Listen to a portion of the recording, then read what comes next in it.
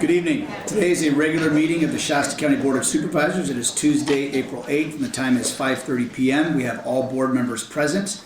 We also have our CEO, Dave Rickert, and our County Counsel, Joseph Larmer, and from the Clerk of the Board, Stephanie Blankenship, and Marcy Winstead. We encourage those wishing to participate in public comment, fill out a speaker request card and submit it to the Clerk of the Board. The board's table set up in the foyer with Ms. Winstead. All speaker request cards must be submitted to the Clerk of the Board before public comment for each item begins. With that, I'll turn things over to Ms. Blankenship. Thank you. Through the chair, I would like to remind everyone in attendance today of the boardroom rules of order as outlined in Admin Policy 1-101. Those can be found online through the Clerk of the Board's website. This policy includes signage restrictions, attendee seating, and overall conduct to ensure business is done in an orderly fashion and that all have an equal opportunity to observe and participate. Unless addressing the board, all those in the audience shall remain sitting in the chairs provided. However, standing along the back wall of the boardroom is acceptable so long as no person blocks the ingress or egress. Media representatives may stand and use equipment to record proceeding in the area designated by the county executive officer with signage. Shasta County remains committed to conducting orderly business in a professional and accessible environment for anyone wishing to participate, attend, or otherwise engage with the Shasta County Board of Supervisors. We kindly ask that all attendees adhere to these rules. I'd like to make a brief announcement regarding chamber capacity and public comment procedure. The maximum capacity for this room is 90 people with 62 fixed seats. To ensure we remain in compliance, tickets have been distributed for entry. If you leave the chambers before the meeting adjourns, we kindly ask that you surrender your ticket to the staff at the doors so that we may allow other individuals with overflow tickets in for an opportunity to enter. If you leave temporarily for whatever reason or to use the restroom, please make sure you take your ticket with you and be prepared to show it upon re-entry. For those who have signed up for a speaker to speak during public comment, were issued overflow tickets, please note that all speakers will be called in the order that they were received. If you are outside the chambers when your name is called, we ask that you make your way over to my left here in queue. Once you have spoken, you will be asked to exit the chambers so others may enter. When your name is called, please be ready in queue here to my left. Thank you for your cooperation and understanding. Additionally, item C7 regarding an agreement with Samsara Inc. for GPS and telematics services for county vehicles has been pulled for discussion by both Supervisors Plummer and Long. Those wishing to speak on this item should submit a separate speaker request card to the Clerk of the Board in the foyer before public comment on this item begins. With that, Chair, I'll turn things back over to you. Thank you. At this time, I'd like to invite up Deacon Ray Hemingway from Our Lady of Mercy Catholic Church for our invocation. I'd ask you to please rise and remain standing for the pledge after. Thank you for the honor of being with you today. We pray. God of the universe, God of our hearts, you gather together people from many backgrounds, different perspectives and priorities, because you know that it is only in being together that the answers may come. Together we can address challenges, mend wounds, answer calls for help, and address the needs of our community. Help us then to respect the great variety of people and needs of our community that we try to represent. Help us to focus together on the needs of those most vulnerable in our community, as they are the ones that need us most. Help us to end each day with the confidence that we made a positive difference, not only for those we are most familiar with, but also for generations to come. May we let go of any notion of winners and losers, and focus how we can work together for the common good. Most of all, give us satisfaction and indeed joy that we have done our best for what is best for our community. We ask this with confidence in your love and mercy. Amen. Amen. Please join me in the pledge. I pledge allegiance to the flag of the United States of America and to the republic for which it stands, one nation, under God, indivisible, with liberty and justice for all. Thank you, Deacon. I'd also like to take this opportunity to thank the City of Shasta Lake, City Manager Jessica Lugo and her staff, as well as the entire council, for letting us use their chambers for the next few meetings. Moving on to R1, adopt a resolution which recognizes Anna Rodriguez, Supervising Staff Services Analyst of the County Clerk and Register of Voters Office as Shasta County's Employee of the Month for April 2025. Supervisor Plummer. Yes, I'm going to go ahead and read the resolution here and to thank Anna for her service. Whereas the Board of Supervisors of the County of Shasta has adopted the Shasta County Employee Recognition Program to identify exceptional employees who deserve to be recognized and honored for their contribution to county service. And whereas such recognition is given to employees meeting the criteria of the program, namely exceptional customer service, professionalism, high ethical standards, initiative, innovation, teamwork, productivity, and service as a role model for other public employees. And whereas the Shasta County Employee Recognition Committee has considered all current nominations for the Shasta County Employee of the Month. Whereas Anna Rodriguez started her career with the Shasta County Clerk and the Registrar of Voters Office in 2007 as an election specialist, and has since advanced in her career within the office to her current position as a Supervising Staff Services Analyst. Anna communicates clearly, gives good advice, and praises her others' accomplishments, which makes staff eager to work with her. Anna often steers the ship, but is not opposed to sitting down with the crew to getting things done, because there is no task beneath her, and she will always have her coworkers' back. Additionally, the Clerk Elections Office has extra help staff who return every year, mainly because of Anna's leadership. Anna is a devoted member of Shasta County who believes that everyone deserves to learn and understand the work that she does. Anna's comprehensive breakdowns of the election processes allow many members of the public to understand the complexity of the office and their jobs. Anna handles all questions and complaints with grace and eloquence, often stopping to speak with election observers even if she is in the middle of an important task. During the 2024 presidential election, Anna's team encountered a critical issue with tabulation. Anna adjusted her processes and trained additional support staff who were brought in from other county departments to help. One of those Anna trained during this time stated, "They worked with Anna for an entire month during 12 to 14-hour days. She has incredible work ethic and has the highest levels of integrity I've seen." Ensuring a fair, transparent, and secure election is a motto heard across election offices throughout the country. Anna embodies that motto by following state and federal laws, making unbiased decisions. Additionally, Anna is not afraid to make corrections when needed, and has no problem taking the lead and using her knowledge and skills to efficiently complete tasks. Anna is known as the energetic, hilarious supervisor who can handle any curve thrown her way in a professional manner, and with a smile which makes all the staff members want to work with her. Anna's positive attitude is infectious and lifts her coworkers' spirits in challenging times, as she is respectful of others, emphatic to their troubles, and celebrates their successes. No one puts more dedication and time into learning and critiquing processes than Anna. Anna is an absolute delight to work with, and the Clerk Elections Office is thankful to have her on the team. Now therefore be it resolved that Anna Rodriguez, Supervising Staff Services Analyst of the County Clerk and Registrar of Voters Office, is hereby named Shasta County Employee of the Month for April 2025.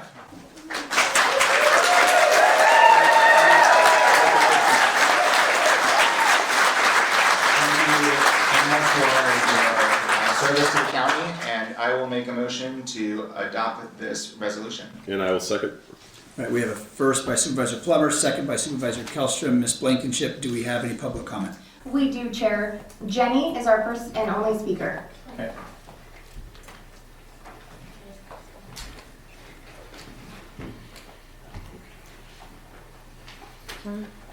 Good evening. I know that it's kind of funny for someone who doesn't work there to want to congratulate the Employee of the Month, but as she has a very public-facing job, I just like to say I've had a lot of experience dealing with her, and I can say beyond a shadow of a doubt that Anna deserves every kind word and every bit of reverence that's given tonight. The only regret I have is it couldn't be shared with the whole office, which definitely deserves some kudos. This office has been tireless in their efforts to ensure free and fair elections time in and time out despite heavy and unnecessary opposition. Not only does Anna deal with public regularly, but she continues to remain kind and professional in the face of difficulties and unnecessary criticism. I personally don't know how anyone in the office does their job, much less excel at it the way that all of them do. So thank you, Anna, for your steadfast courage and ongoing kindness in your job. I look forward to seeing your face every time I go to the elections office. Thank you.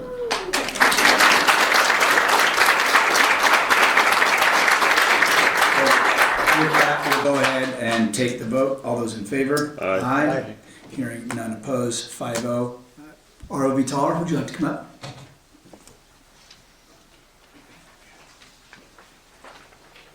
Well, I just want to say that that vote gives me great pleasure because I think in this instance, the recognition of Anna is entirely deserved.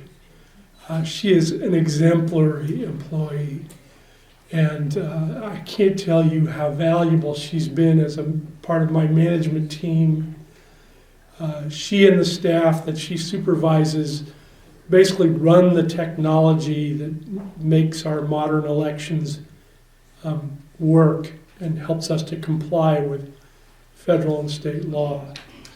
And particularly in the general election with the problems that we encountered, I've just never witnessed somebody so quickly adopt new technology, learn it on the fly, train up to 20 new temporary employees in how that technology worked, and explain to observers and other members of the public exactly what we were doing to solve the ballot overprint problem.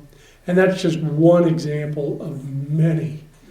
But I think if you talk to my staff, they'd tell you that the thing they most enjoy is that Anna is the kind of leader that brings out the best in her team. She's just a rock of stability, and she really brings joy to the office. I mean, she's always got the right words to bring a laugh and to ease the tension and get people back to work after they've been working for many, many hours. And I just can't tell you enough how gratified we are. And I think the county's very lucky. If we could get more employees like Anna to work for Shasta County, we would be a true light to the nation. And so thank you again for your vote and for recognizing Anna in this way. Anna, would you like to come up and say a few words?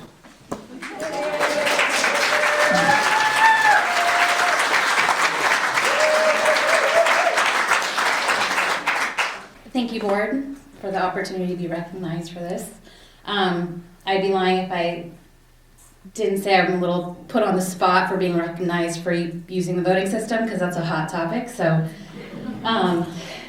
I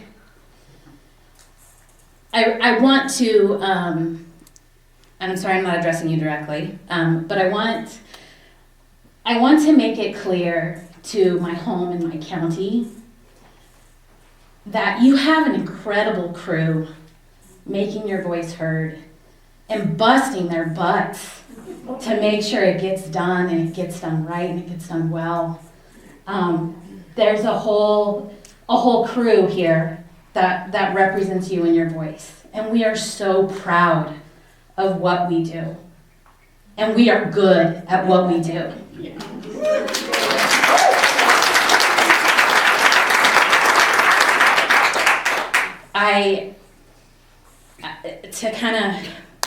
This is my spiel to folks that come visit us.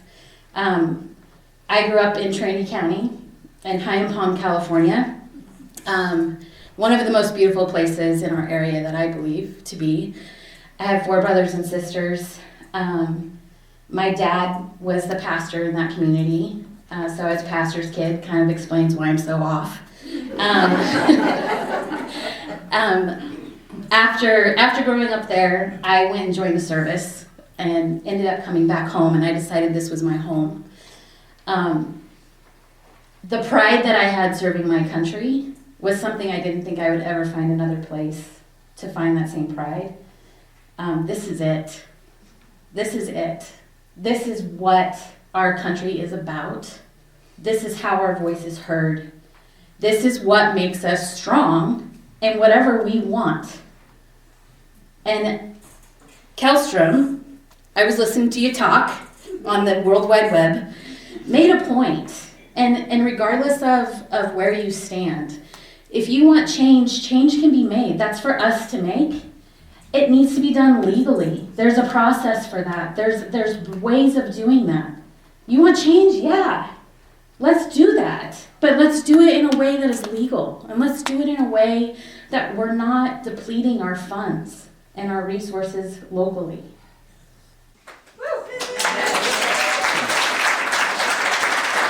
Thank you. So, but before you take off, he's gonna read you some stuff there. Okay, and thanks for letting me have my soapbox. I appreciate it. Thank you for this privilege. It is a pleasure to serve you guys, and our crew is awesome, and we love that you turn out. So keep turning out for the parties, home election. Present you with this recognition for your service and your inspiring speech, encouraging people to come and be part of the county, and a number of gifts, which I'll read off.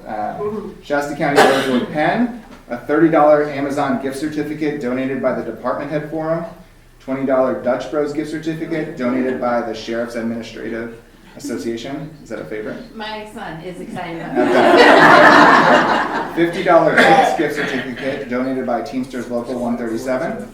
$25 Cinemark gift certificate donated by Teamsters Local 137. $25 Target gift certificate donated by Teamsters Local 137. $35 Amazon gift certificate donated by the Board of Supervisors. And finally, $25 One for All gift certificate donated by the United Public Employees of California, UPEC General Bargaining Union. Thank you again.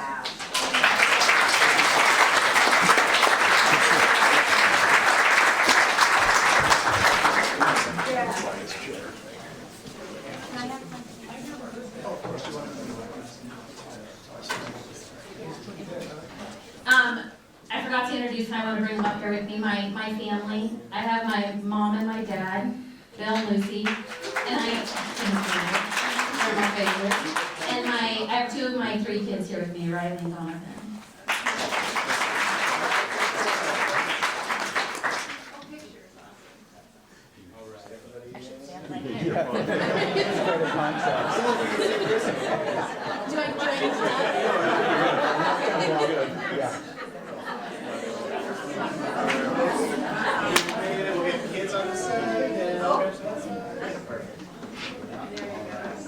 Great, big smiles this way. 1, 2, 3. One more time. 1, 2, 3.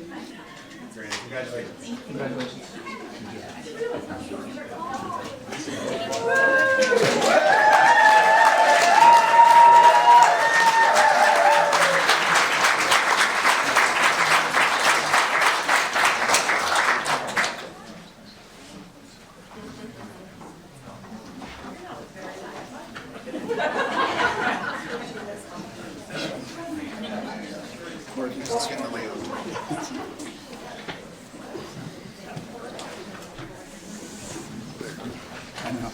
We should all do that. All of us stand up, take our jackets off. It's hot. No, it's not. If there's a fire, you have to. Again, congratulations, Anna. Thank you, Supervisor Plummer. Moving on to R2, take the following actions. Receive an update from the County Executive Officer on county issues and consider action on specific legislation related to Shasta County's legislative platform. And 2, receive Supervisors' reports. CEO Rickert. Good evening, Chairman Cry and members of the Board of Supervisors. Dave Rickert, County Executive Officer reporting. First, an update on county issues.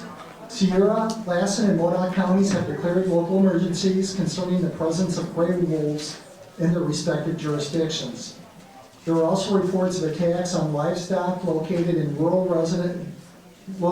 close to rural residents poses a significant safety risk. Recent evidence suggests that the wolves are killing without feeding, which suggests motivations other than hunger. Current California law restricts the ability of us to effectively deal with the safety issue. In response, a letter detailing the situation is being drafted for the board consideration to the California Fish and Wildlife Department. In addition, a resolution declaring a local state of emergency will also be prepared for board consideration. A news update from the Sheriff's Office. On March 26th, the Shasta County Sheriff's Office held a recognition ceremony. There were a number of sheriff staff recognized for their contributions to law enforcement. In addition, Senior Administrative Analyst Jen Rossi from the CAO's office was also recognized for her assistance on a number of capital projects benefiting the Sheriff's Office. We appreciate the recognition and the excellent work of these employees.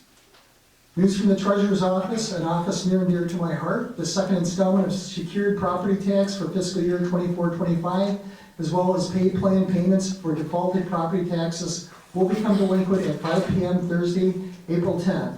After this date, a delinquent penalty of 10% plus additional interest of $31 will be added for unpaid tax bills during the current year.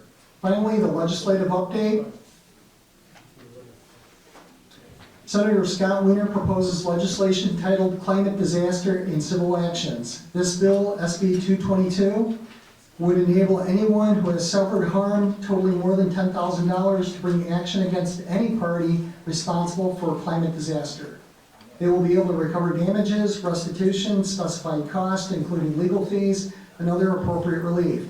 The bill would also require insurance associations to recover costs to pay said claims based on each insurer participant's market share.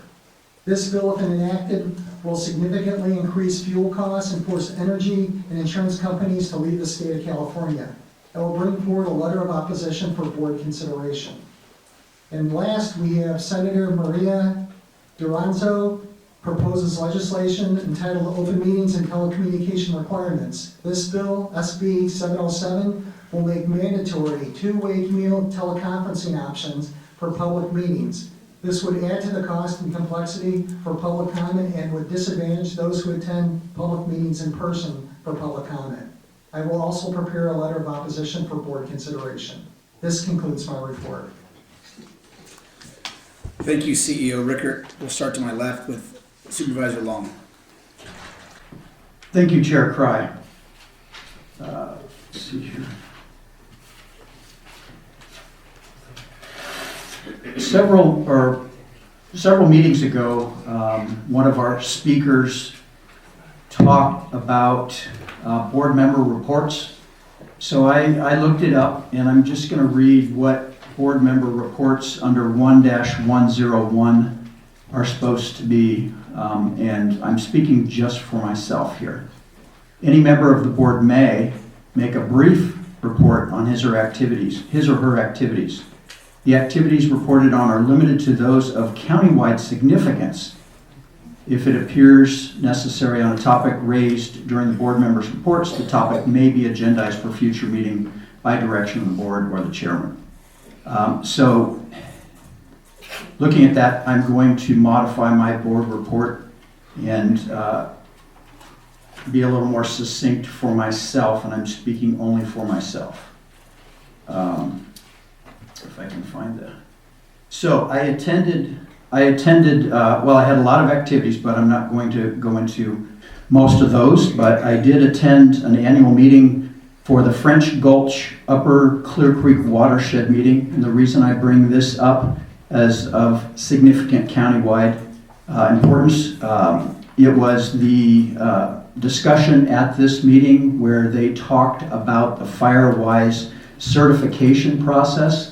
And it's something that there are a number of our communities now that are FireWise certified, and I think it's really important. It was put on by Ron Rustin from the Fire Safe Council, and he discussed the entire steps to get to this place and the benefits to a community for being a certified FireWise safe. So if your communities are not FireWise certified, you might look into it, and I'd be happy to provide the information or the contact to figure out that. And what he was saying was that one of the benefits is when a community is certified FireWise safe, then insurance companies probably, when they start writing policies back in an area, they will know that home hardening has occurred, defensible space, and some of the things that lead to certification for these communities. So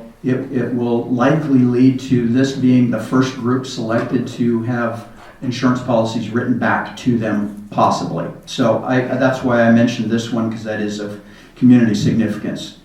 Another thing that I did is I talked to And I phoned and I talked to him about a number of things. Josh Hoynes, who is the Whiskeytown Park Superintendent, and I was wondering how it's going with federal cuts and what that's going to look like to his staffing. I did not get into all the details because we had a number of topics to discuss, but we did talk about the fact that he told me that the visitors to Whiskeytown Park bring in somewhere between $40 to $80 million a year to our community. So aside from any political statement, I'm not interested in that, but I think it's something that is significant when he told me that they're into the double digits now of staff that has been reduced. And what I didn't get into him, but I would, if the board will give me direction, I would like to get down into the weeds and figure out, will that affect park attendance? Are we going to have to close any functions because of these people? Who are these people that are being cut?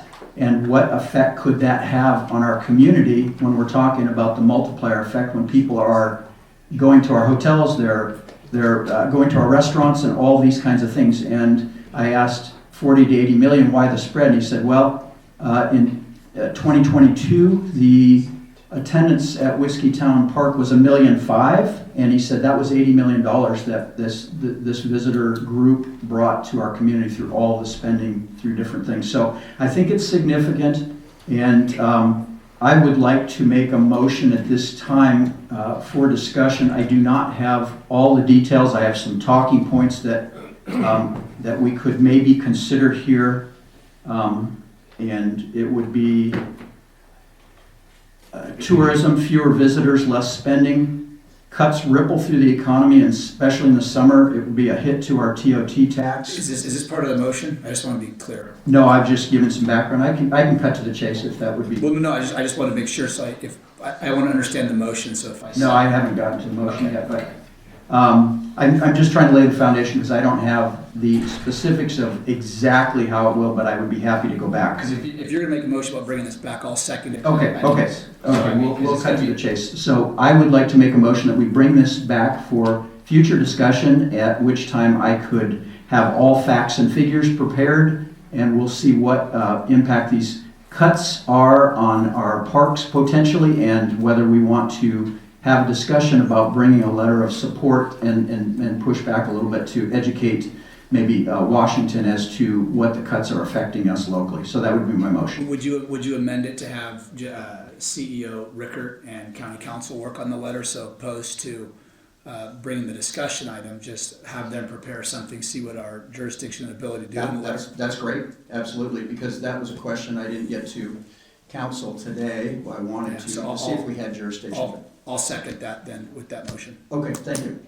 Okay, so we'll take the vote after public comment, but Okay. that's Got it. All right. And that concludes my report. Thank you, Supervisor Kelstrom. All right, on the 26th, I attended the Sheriff's Department recognition ceremony with Supervisor Harmon, and I guess we should have carpooled because later on that evening we went to the Cattlemen's Winter Ag Meeting down in Cottonwood, and we were both in attendance there. A lot of good information there. They talked about the wolves, and in fact, CEO Rickert, that letter on to the fishing game, do you need a sponsor for that, or do you need a motion to bring that forward? Supervisor Kellstrom, I was going to bring it back to the full board to consider. I would assume that the full board, based on the other activity I've seen related to this, would be supportive of that. Okay. That's why I made it a full board Perfect. letter. All right. And then on the 29th, I was up in Shingletown at the fire hall, the volunteer fire department, calling out bingo numbers. And then from there, I dropped down to Manton, to the Manton Grange, where they were holding a fundraiser for the honorary mayor's race. There's no dogs, not a donkey, and no kids in this race. It's just two guys named Gary, so that's kind of unusual for Manton. And then on the 3rd, I attended my first LAFCO meeting at Reading City Hall, again with Supervisor Harmon, and City Councilwoman Susie Baugh was also there. All three of us were new members. And then on the 5th, I attended the Anderson Police Department open house. And then later that day, I attended a celebration of life for Sharon Grade. She's the matriarch of a very well-known family down in Cottonwood. And then that evening, I did a fundraiser for Our Heroes Dreams at Wind River. Great organization. They do some amazing work. And then on the 6th, I attended the Anderson Senior Citizens Breakfast and was able to see Trish Clark, which she's been having some health issues, and she was there in attendance, taking money and looking very good. So it was a good thing to see Trish. So that concludes my report. Holiday. Holiday market. Yeah, I'll let you do that one. Thank you, Supervisor Kellstrom. Supervisor Harmon. Supervisor Kellstrom, you almost covered it all, but you missed a couple. Okay. But I was at the Heroes Dream with our auctioneer, Mr. Kellstrom. Did a good job. And what a great program that Heroes Dreams is. If you ever get a chance to support it or go to one of those, it's very well worth your time listening to the soldiers get up and talk. There were several of them, and it would get your attention. It was very moving. But anyways, back to the 26th. I was also at the OES meeting. Congratulations, Jan Rossi. I think she's here somewhere. There you are. She's in the bullpen. Good job. And the rest of them. There was a lot of officers that got recognized. 27th, Board of Supervisors meeting at City Hall, ROV.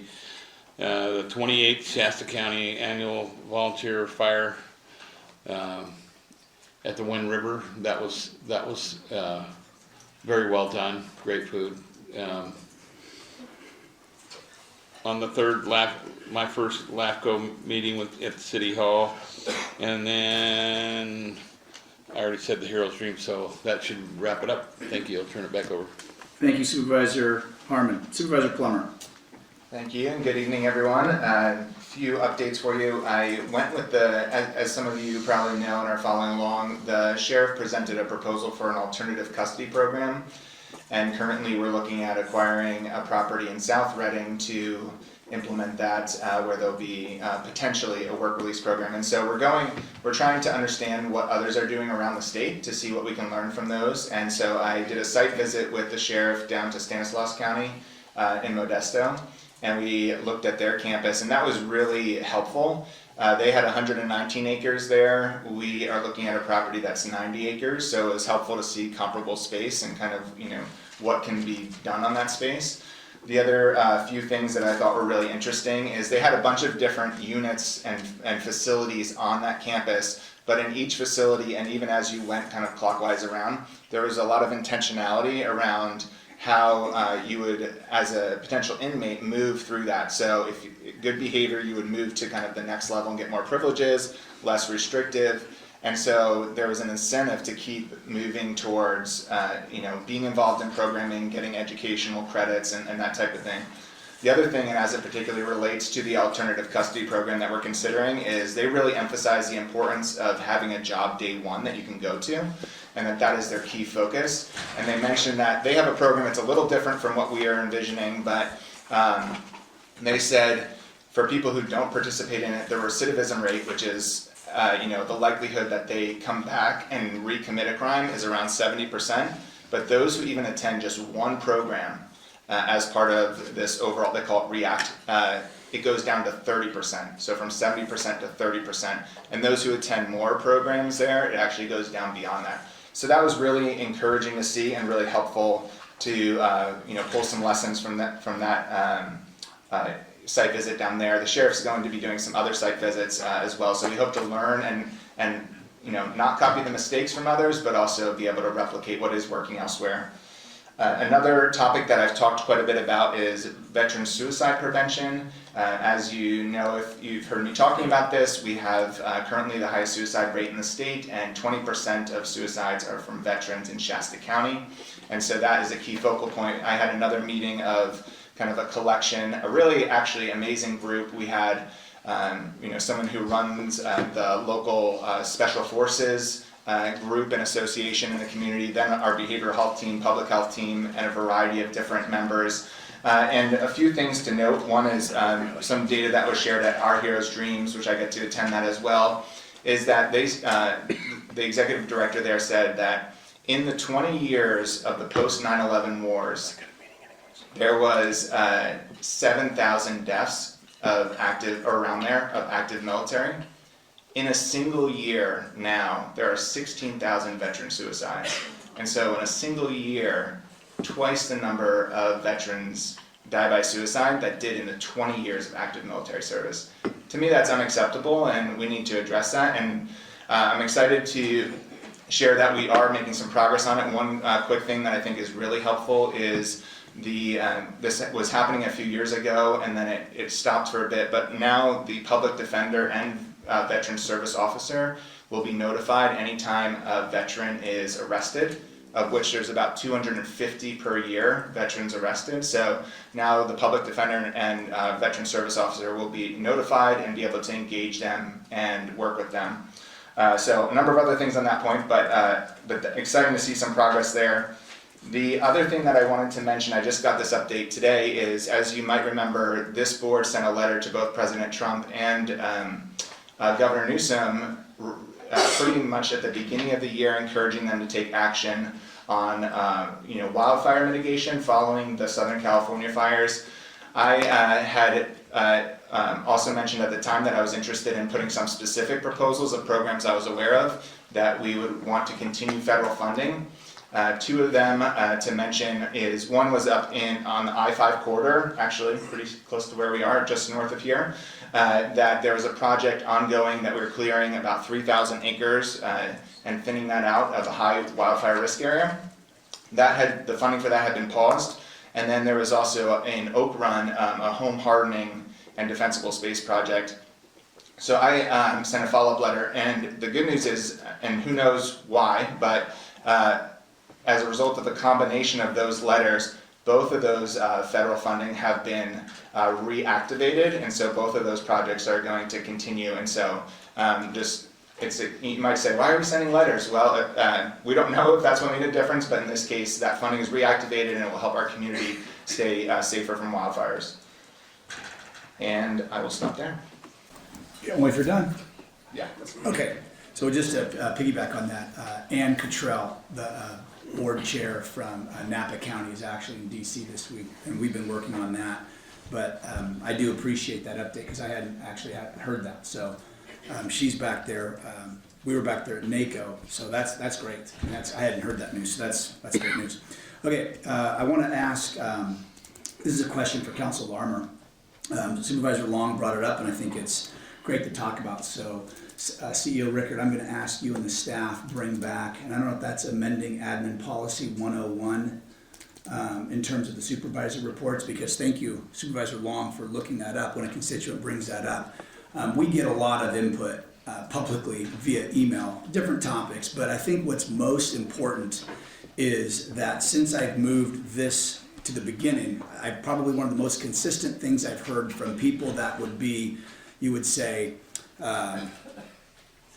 detractors or pro has been the positivity about moving our supervisor reports up and how the supervisors are taking a lot of time articulating to people what they're working on. So I want to make sure we amend that to include what we just heard, because some people, maybe one person may not like the depth that we went into, but Supervisor Plummer, I appreciate that. Because if you have that conversation with one person, maybe you can't have it with another, and I think it's good for us all to hear that report from yourself and everything in between. So CEO Rickard and Council Larmer, if you guys could bring that back to fit the language to make sure we're doing it within policy.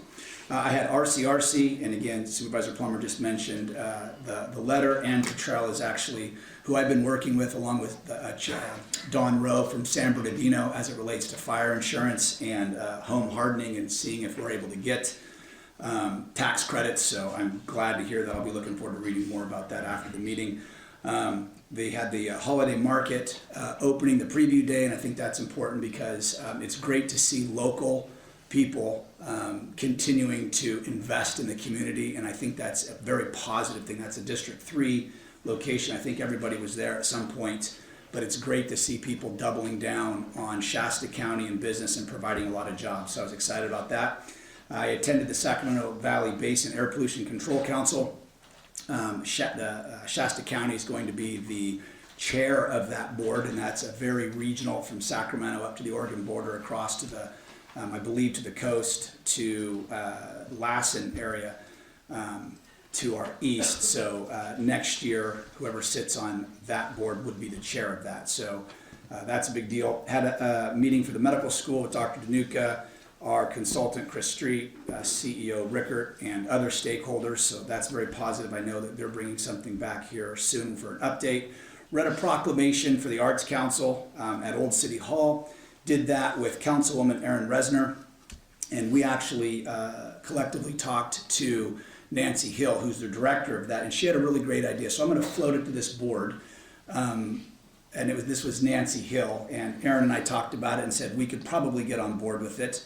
But we talked to Anderson and Shasta Lake as well. But as budget cuts become more and more, and the city of Reading does give to the Arts Council, we just floated the idea if we actually maybe did a talent show with the different Anderson, Shasta Lake, City of Reading, the Board of Supervisors, where we actually tried to raise money doing a talent show. Now, of course, this isn't going to be tomorrow, but we're looking at sometime by the end of the year to raise money. And this would be something that Councilwoman Resner and I have talked about, or we've already discussed working on together. So I want to float it to you guys, so be thinking about what your talent would be. We already know Supervisor Kellstrom can auction, but I'm not sure that's going to be a talent that's going to bring a lot of money in. So be thinking about that.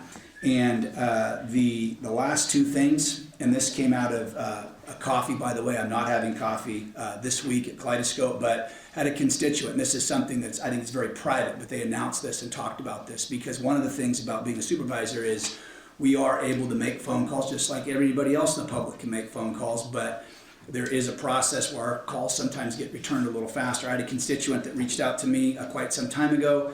Husband passed away 30 years ago, paperwork, basically owed close to $150,000 for 30 years, hasn't been able to get it. And a few months ago, I started working with Senator Dolly's office, and she's received that money. So if you have something that needs to be escalated to the state, please reach out to your supervisor, because those stories do exist, and I would never share that, but I did because she shared it very publicly this last week, and I just felt like people should know that if you don't know, use us to help you do something, that if there's an issue outside of even Shasta County, we can at least make a phone call. So with that, I'm going to turn it over to Ms. Blankenship for public comment. Thank you, Chair, members of the Oh, board. we have to do a motion after public comment. Don't let me forget. So we're not moving on to public comment. We're moving on to public comment for R2. Yes, and if I could, there are a few letters that I would like to go over before we get Yes. to public comment. Okay. As that is up for board consideration as well. So before you today, there are 3 letters that were brought forward by CEO Rickert at a previous meeting that received consensus from the board to be brought forward for consideration. The first is a letter of support for Assembly Bill 25, which would introduce important measures to ensure accuracy and security of voter registration, streamline election administration, and protect the fundamental right to vote. Also for your consideration is a letter of opposition to Assembly Bill 690, which seeks to impose a range of new requirements on counties contracting for indigent defense services, including the prohibition of flat fee and per case compensation contracts, mandates for hourly rates, and detailed reporting requirements for contract submissions, all of which would impose undue financial and administrative burdens on local jurisdictions. Lastly, a letter of support for House of Representatives 1383, which would request the continued endeavor to secure rural schools reauthorization, as failure to do so would hinder education, roads, and wildfire mitigation as services are curtailed. So we would also need a vote on those. Yeah, 3 so I'll make a letters. motion that we send a letter of support for Assembly Bill 25, opposition to AB 690, and support for 1383. And I'll second. All right, so I have a motion by myself, seconded by Supervisor Kellstrom. Let's take public comment on those. Supervisor Plummer. Yeah, I just wanted to make a comment about AB 690, and this is something that affects the Public Defender's Office, and so on the surface, looking at it, in some ways it might seem like it makes sense to do it in the sense, basically what it's saying is that we can't what this bill would propose is that you can't overwhelm contracted attorneys with a unlimited number of cases and pay them the same amount. You have to actually give them a certain amount of time per case. The challenge in talking with our public defender is that that same standard is not even applied to the public defender staff. And so then you'd have one standard for contracted attorneys and a different one for our staff which would cause an uneven allocation of work, in addition to some of the other challenges. And so, while on the surface it seems like it might improve things, it's a common challenge that we see coming out of legislation is that there's unintended consequences to it that will actually undermine the effectiveness of something like that in the long run. But she's, well, go ahead. No, Supervisor. we don't have a cut-in queue here. No, I know. So, well, no, go ahead. Okay. I was gonna echo the same sentiment. It's beware of the Trojan horse, in a sense, the way I look at it, because unintended consequences come from this. It was 33 public defenders that sat down for one day on the East Coast, Williamsburg, I believe, and they came up with this, and there's unintended consequences that could cost the county a significant amount of money on these conflict cases when you get rid of some of the structures that they're talking about. So the California District Attorneys Association came out in favor they came out opposing this as their statewide group. So they were definitely against this from the District Attorneys Association statewide. Just throwing that in there. I mean, as far as I understand, Supervisor Plummer, Public Defender Jones supports the opposition to AB 690, correct? Is she just, there's just some issues with it, but... Yes, that's my You understanding. want it on record in case all the public defenders come and try and torch your house? Is that what it is? No, I was just explaining because I think, sometimes you read legislation and you're like, oh, that's a great idea. And then I think, looking into it deeper and understanding, that, okay, this would have unintended consequences, is just explaining kind of why I would be in opposition to it. So we're sending a letter of opposition to ABC? Correct, yes. So you're not in favor of sending the opposition? I support the opposition. She's in favor of sending the opposition. Okay, you got your public out. Okay, that's great.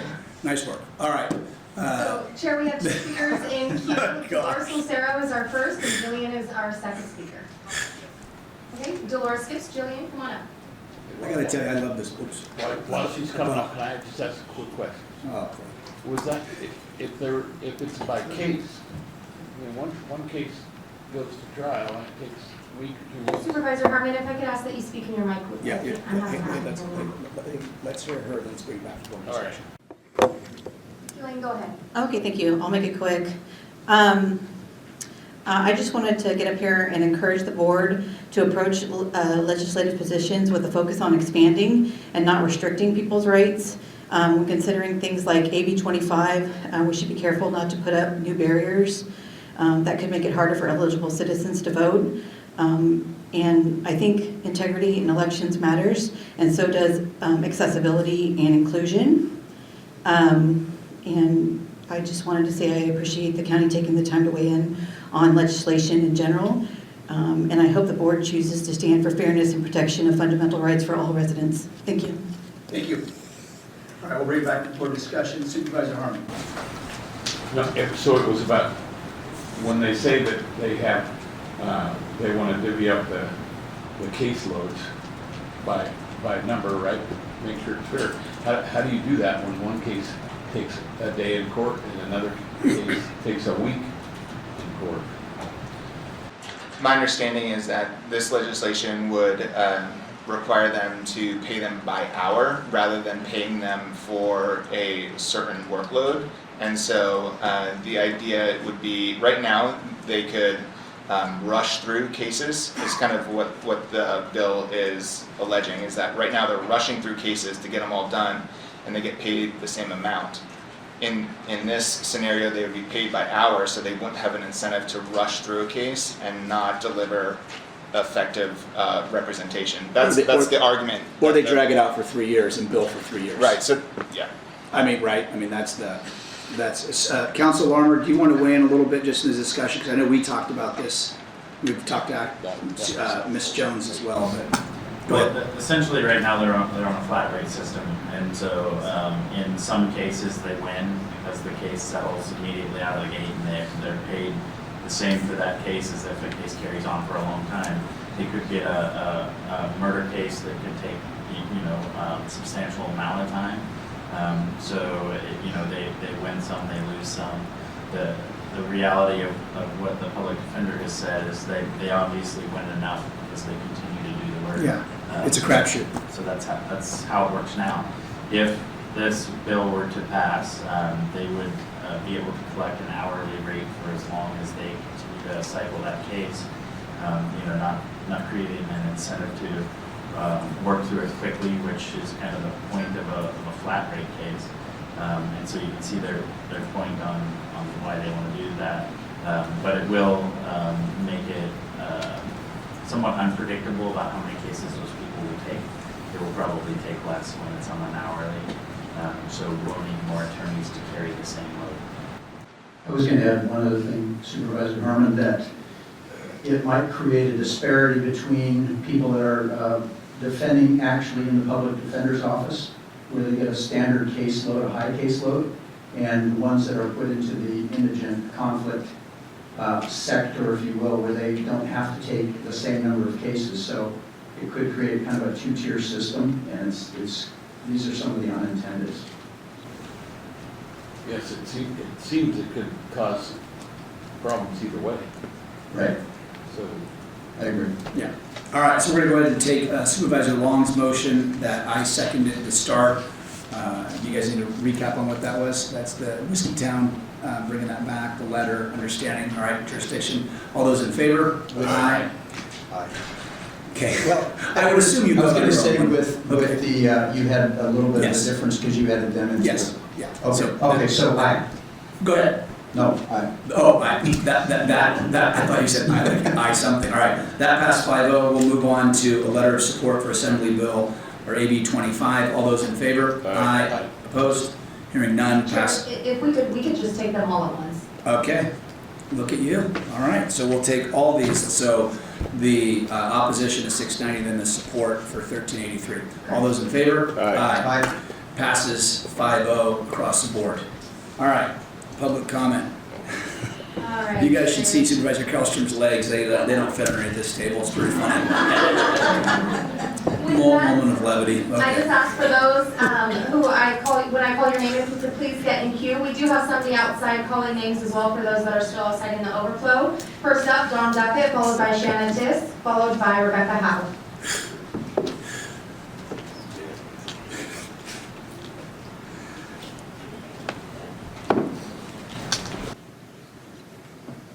Good evening, Board. Supervisor Cry, I'm the detractor that you mentioned that brought up the policy. And it just to clarify, it wasn't about the length of your reports, and it was more about the content and just keeping it at countywide significance. And it's funny because I told my husband that night that your answer would be to change the policy, which actually came true. So thank you for that. I wanted to talk a little bit about the last meeting we had, all the new faces that came, and how unruly the crowd was. And I'm not going to stand up here and say that unruly crowds are a good thing or to condone that.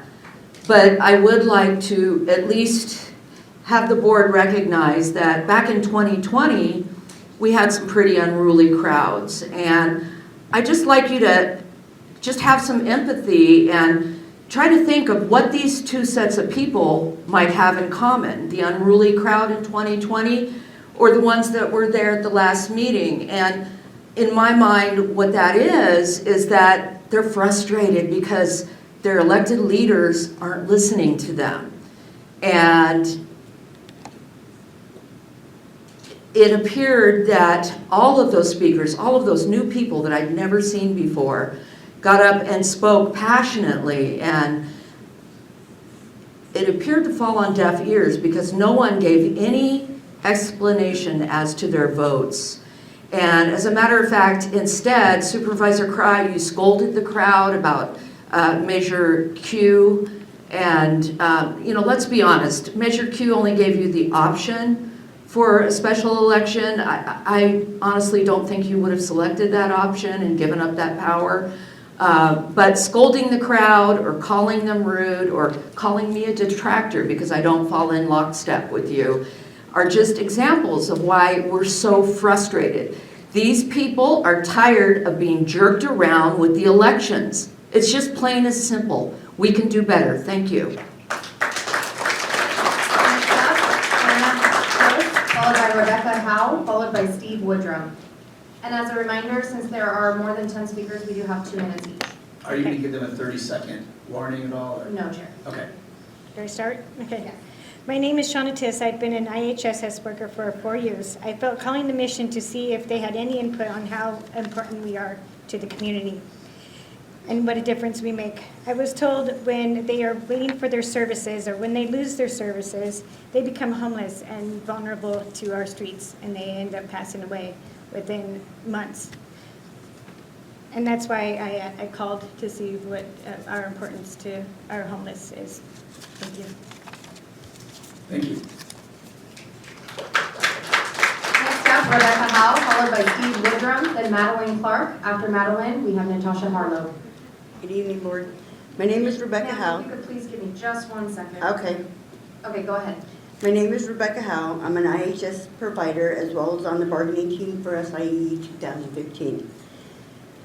For the past 4 years, I've been a provider for a wonderful 96-year-old lady who lives in Shasta County.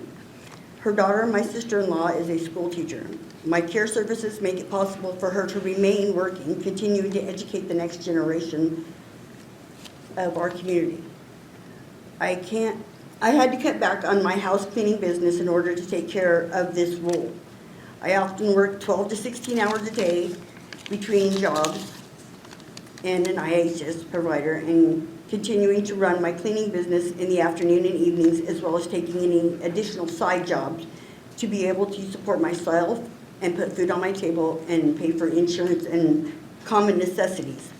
I do this so that my HSS recipient can have the remaining years of her life in comfort and safety of her own home and not have to be moved to a nursing home.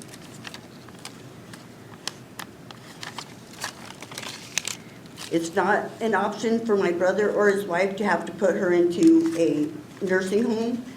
And if they were to lose one of their incomes, they would also be at risk of losing their home, leaving them homeless, which would include my recipient. Both those alternatives seem inhumane and go to show how critical IHSS workers are in keeping our community safe, healthy, and living with dignity. The wages you're asking IHSS workers to live on are also inhumane and will make it harder for you to meet the needs of your constituents. We're not asking for a lot, we're asking for a livable wage that will help keep the roof over our heads and feed our families. The nickels and dimes you're currently offering us at the table won't allow us to do that. Your claim to prioritize and addressing homelessness is in our community is one of the Time is easiest. up. Thank you very much. After Rebecca, we have Steve Woodrum. After Steve, we have Madeline Clark, then Natasha Harlow. After Natasha, we have Harry Madsen. Yes, Steve Woodrum.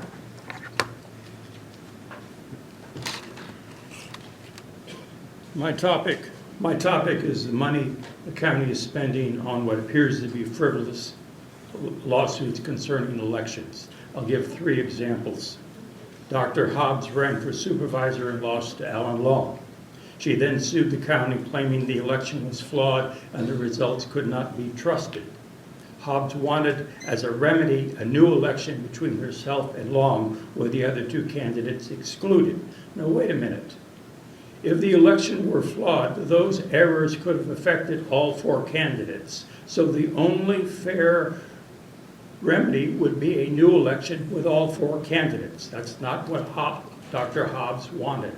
She wanted a second chance against Long and denied a second chance for the other 2 candidates. During her lawsuit against the county, she presented no evidence. Her case was thrown out, and she also advocated a corrupt, self-serving remedy. Dr. Hobbs, with Mr. Ladd, is suing the county for election concerns again. Last week, they had a hearing that had to be postponed because they made a crucial mistake. They're acting as their own counsel, and they didn't notify opposing counsel as a change in paperwork. So the hearing had to be postponed 6 weeks. They already had 6 weeks to prepare for the first hearing. A serious and knowledgeable team would not have made these kinds of basic mistakes. The same group wants to put some ballot proposals on the ballot for election rules for the county. We all know these rules are unconstitutional. If they pass and they become the county rules, the county will be sued. We will lose those suits, and we will spend tons of money that we don't have in a losing effort. We all know this. So my question is, when will you stand up to this foolishness? Followed by Natasha Harlow, followed by Harry Madison. After Harry, we have Francis Dine. Hello, board. My name is Madeline, and I'm an IHSS provider, and I'm also the organizer of the 4,200 providers here in Shasta for the IHSS In-Home Supportive Services Program. I just really want to know what makes you guys think that a wage is competitive while it's still at poverty level. To even suggest that what you guys have offered is competitive or even sustainable is absolutely egregious. Do you in your chest believe that what you have offered us is sufficient or even realistic to survive on with the way that inflation is going and the way that things are getting more and more expensive? Are you guys waiting to find out what happens with these Medi-Cal cuts? Are you discovering that the county's money has been mismanaged? You owe it to your seniors and disabled constituents to invest in their care. And the caregivers are not the only ones counting on you to do the right thing. This program affects nearly 9,000 community members. Why isn't this board prioritizing these recipients and their access to home care? This board fails to prioritize their most vulnerable. Why? Is it because they're low income? Is it because they are considered needy? And I'd like to point out that most of them are not fortunate enough to just have family who can pinch pennies and make it work. Members of this board have implied that this work should be being done for free by family members, and it must be really nice to be that disconnected from the average citizen struggle, to be privileged enough to assume that people come from family with those types of resources. Now, when it comes to the IHSS home care workers, I'm going to share 3 statistics. 1, 81% of Shasta providers work multiple jobs at least some of the time just to make ends meet. 2, 56% of IHSS workers have difficulty paying their rent each month, reporting that they are sometimes or always late with their payments. And 3, nearly 40% of IHSS workers experience consistent food insecurity. Do you believe that what you have offered us is going to change any of this? Caregivers aren't doing this job because of the benefits, because we know there aren't any. In fact, the only benefits that they do have are through our union. They obviously aren't doing it for the pay, they're doing it because they care, because there's a dire need, and because no one else will do it. Followed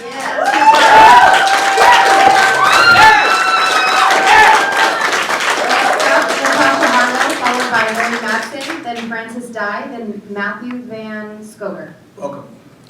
Good evening, board. My name is Natasha Harlow, and I'm here to talk to you today about the importance of the In-Home Supportive Services Program, or IHSS, for caregivers, our families, and our community.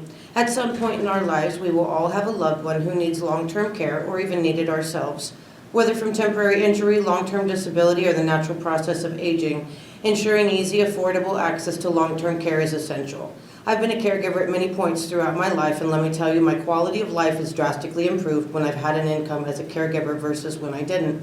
My first experience as a caregiver was caring for my grandfather-in-law in 2008 as he aged from diabetes. He was eventually bedridden and required 24-hour care. While he did not qualify for IHSS, nor could he afford to pay for a private caregiver, he did not want to live the rest of his life in an assisted living facility surrounded by strangers. So to honor his wishes and to support my mother-in-law, I quit my job as the paid programming manager for KRCR, and I will always stand by that decision, but it came with a severe financial hardship. Because I didn't have an income, my husband and I struggled to pay our utility bills and sometimes had to skip meals to save money.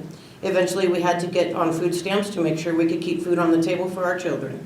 We lived like this for about 18 months until Wally passed away. Then in 2012, we did it all over again for my grandmother-in-law.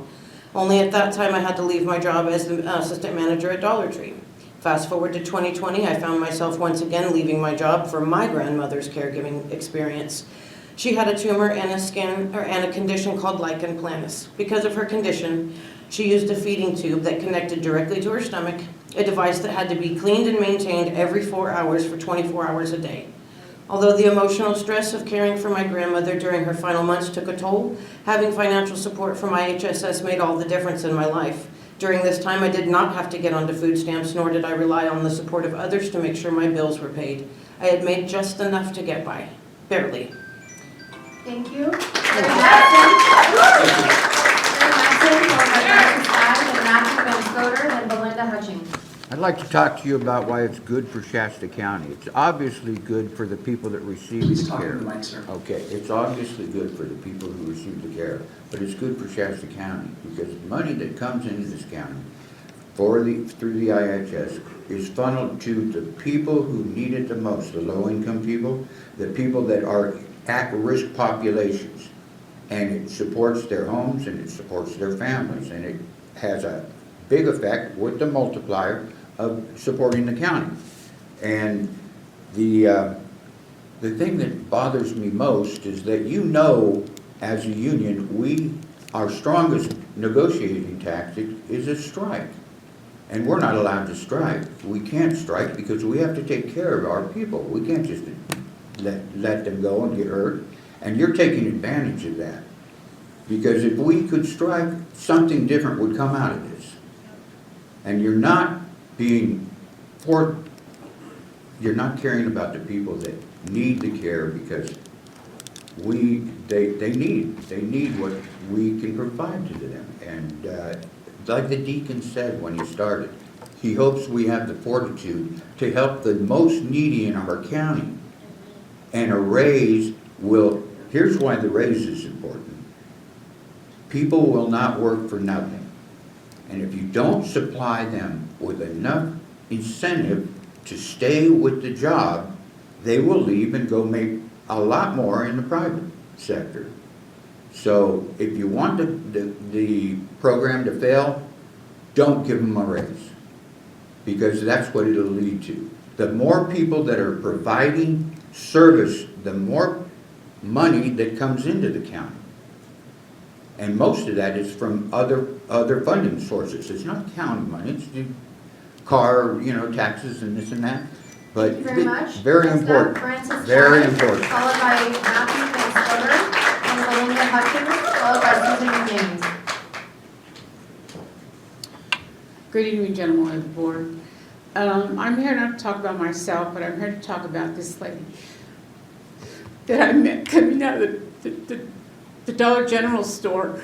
She noticed my purple shirt and she came up to me and was talking to me and told me she was an ISS provider too. And as we got more and more into the conversation about how long she'd been working and how long I'd been working, I was looking at her basket and she had top ramen, some cans of fruit, and some cans of vegetables, because that's all she could afford. She had 3 clients that she was taking care of. And yeah, someone might say, well, go get a better paying job. No, she's not going to leave her 3 clients and let them die by themselves alone at home. She's not. She's my age, 68 years old, and she's living in her car because she will not leave her clients to die alone and will not leave them. She needs to take care of them. I can't imagine if I had to live in my car and eat top ramen and canned vegetables. At least if we get a raise, she may not be able to get a place. She may not have to live in her car anymore. She may not have to go to the truck stop to take her showers to stay clean, because she did look very well put together and clean for her clients.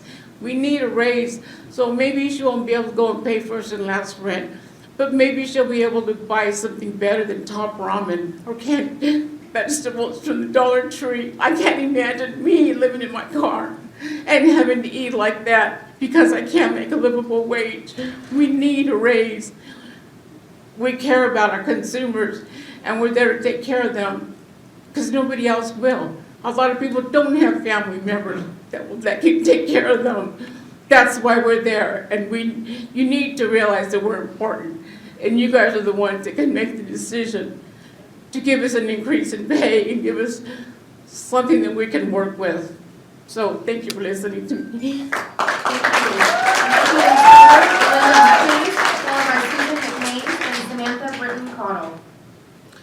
Hello, board. My name is Matthew. I have been a caregiver since I was 13 for my stepmom. When she passed away in 2019, I had taken over several different caregiving jobs for several different strangers. Not family, not anybody I knew, but for complete and total strangers who needed the assistance. I have been a caregiver for 17 years now of my life. Over half of my life I've been taking care of other people. I currently work 3 jobs. I have 2 clients that I work for, and I work a primary job just so I can survive with 2 other people in my house on a basic income. With what you guys are giving us, I've actually been told by people on the street that I should just leave IHSS and go to school and get a better paying job. But just like several of my coworkers have said, we can't do that. If I were to walk out, my friend's grandma already knows that she would be dead. I'm the one that takes care of making sure that her doctors know what happening to her. She has a ride to and from her doctor's appointments, to and from getting shopping done, whatever she needs, as well as her grandson. I feel quite exploited when it comes to the fact that, just like one of my other people have said, we can't strike. We don't have the option of stopping what we're doing at the risk of somebody else's life. So when it comes down to it, we're kind of strong-armed into doing this job for the people that we care about and we love. I would hope that at some point, if you guys ever had family members or even yourself were in that same position, that you would have somebody that would want to come and stay for you, because unfortunately there's so many of our recipients that don't have that. We are looking at 4,500 people that we take care of, and we can't even cover all of them because no one can afford to live off of what we make.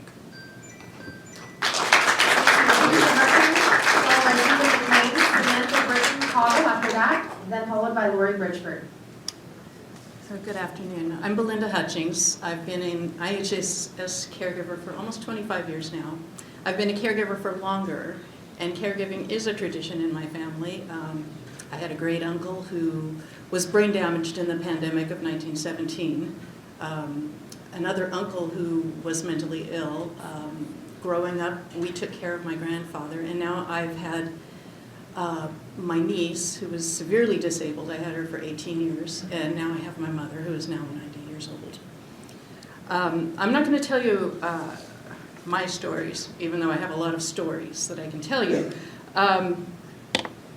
When my family moved here to Shasta County in the 1960s, one of my earliest memories was we'd go shopping, we'd go school shopping down on Market Street. And probably nobody in here knows what Market Street was like before the mall came in and after the mall went out. We would go down one side of the street, and there was Woolworths, there was J.C. Penney's, there was at one point a record store, a shoe store. Across the street was a drugstore, the Cascade Theater, and a bank. And on the side with Penney's and everything, there was always a lineup of people on the street. And some of them sat in boxes with wheels. Some of them were completely blind.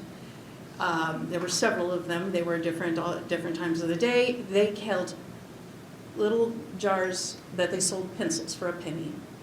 They had little cups where they sold their VFW poppies. They were blind. There were missing limbs. And at the end of the day, they would shuffle over to California Street, where they would sleep on the sidewalks, where all the unconscious alcoholics were also sleeping, and sometimes they did not wake up in the morning. Others would come across from town. There were shanties. There was a shanty under Eureka Way. Next up, Susan McMains, followed by Samantha Britton Cottle, followed by Lori Bridgeford and Laura Hobbs.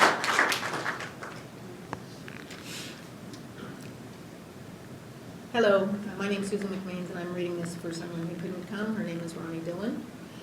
Hello, I want not only to speak up for a livable wage for all Shasta County IHSS workers, but also to remind the County Board of Supervisors that their commitment to the community they were elected to serve. I have heard this board speak on the healthcare crisis in our community numerous times, so now I know you are fully aware of the issues we face right here in Shasta County. In-home support services is not only on the front lines of this crisis, but the backbone of care in this community. Investing in IHSS services is not only beneficial to the community, but there isn't anyone in this room that at some point themselves, a family member, a friend, or a neighbor that will need these services. Yet instead of investing, I see this board divestment in not only the value of the program itself, but in the people who work day in and day out to care for communities, our community's most vulnerable. IHSS workers live right here in Shasta County.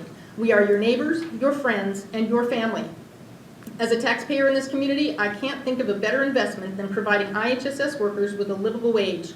It is past time to invest in our IHSS program, and it is no longer acceptable to continue devaluing those who provide hands-on care for our community's most vulnerable. Samantha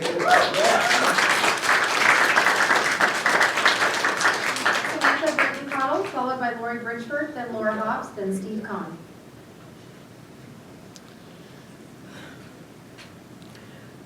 My name is Samantha, and I have been an IHSS provider for over 7 years.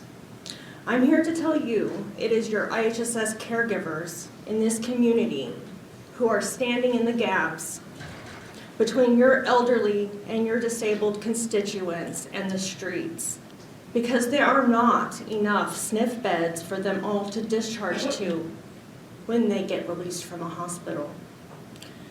The money IHSS workers save the county and state is way more than the money currently being paid in wages, and certainly not reflected in our current contract. This board is currently using our empathy for our disabled neighbors and the fact that we cannot strike to exploit the IHSS caregivers in this county. Who is going to take care of all the people getting released from the hospital who cannot be discharged safely without a caregiver? Who's going to do that? It's the IHSS caregivers who do. We deserve a fair wage, and we deserve respect. Hey, hey. Lori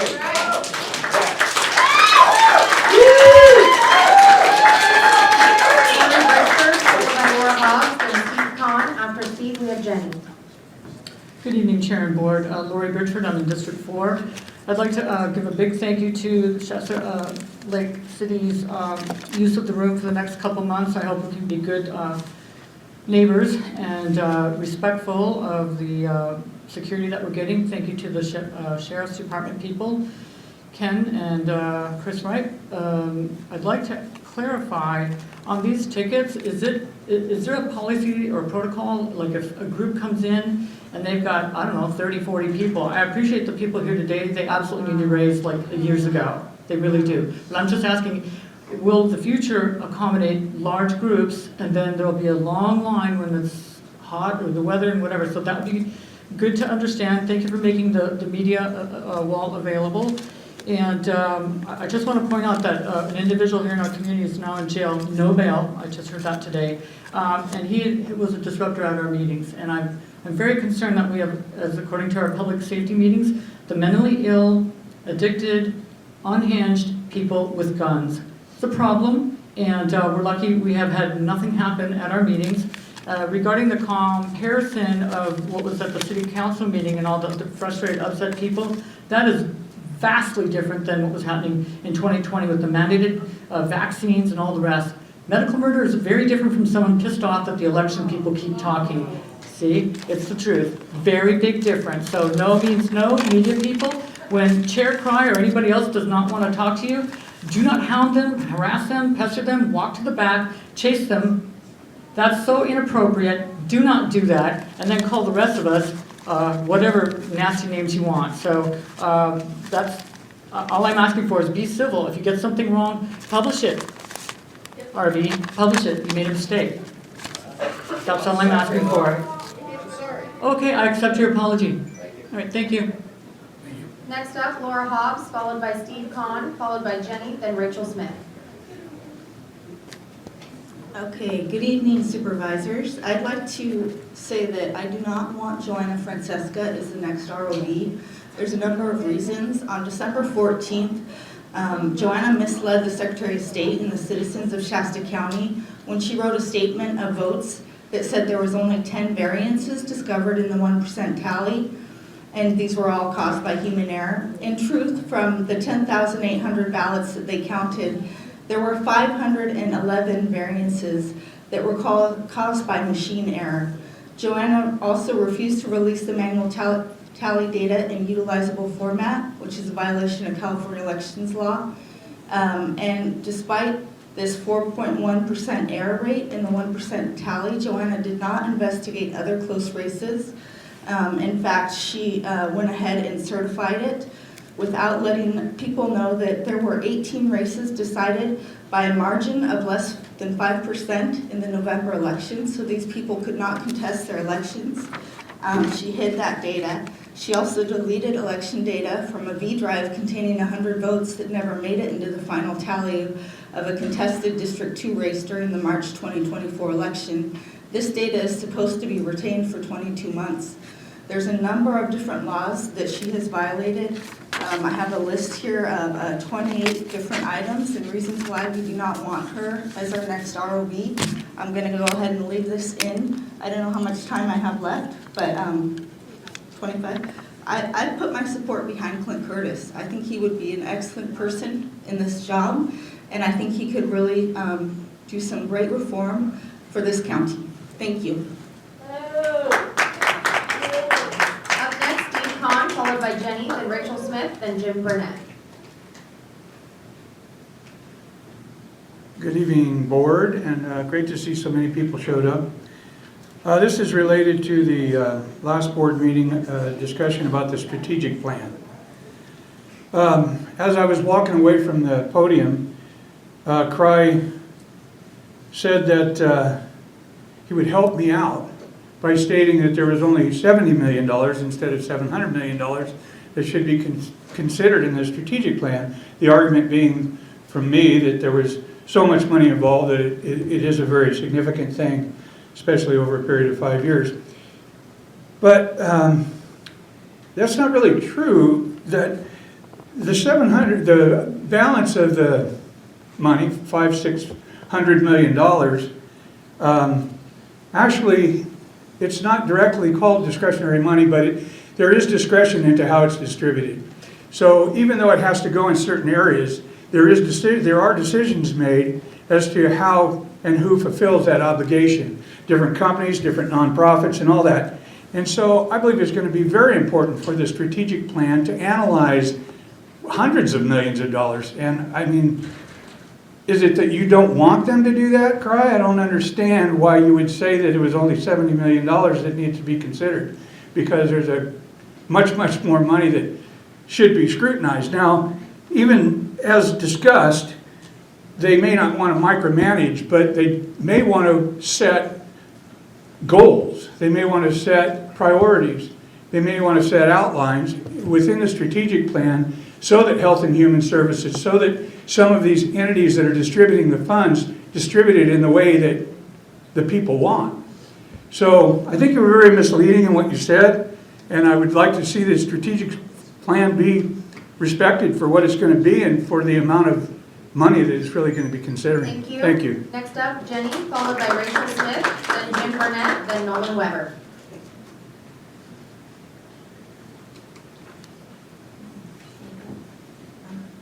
Thank you, board, for hearing all of our comments today. Sometimes it must be really difficult to hear all of this. What is there to say when there's so much to say and so little time? Your job up here is not easy, and I know that. Your job up here, the scope of it, the vastness of it, it covers so much more than just our pet projects and the things that we want to see done. So today I'd like to say so many of the greatest points rolled together. I'm interested in how the county treats the county employees. I'm interested in how the county treats the most vulnerable populations. I'm interested in how the county spends its money. And I'm interested in how, as a whole, we as a county have a better quality of life. We're headed for a recession, and prices are also going up at the same time, which means much more of our population will need your help as a board.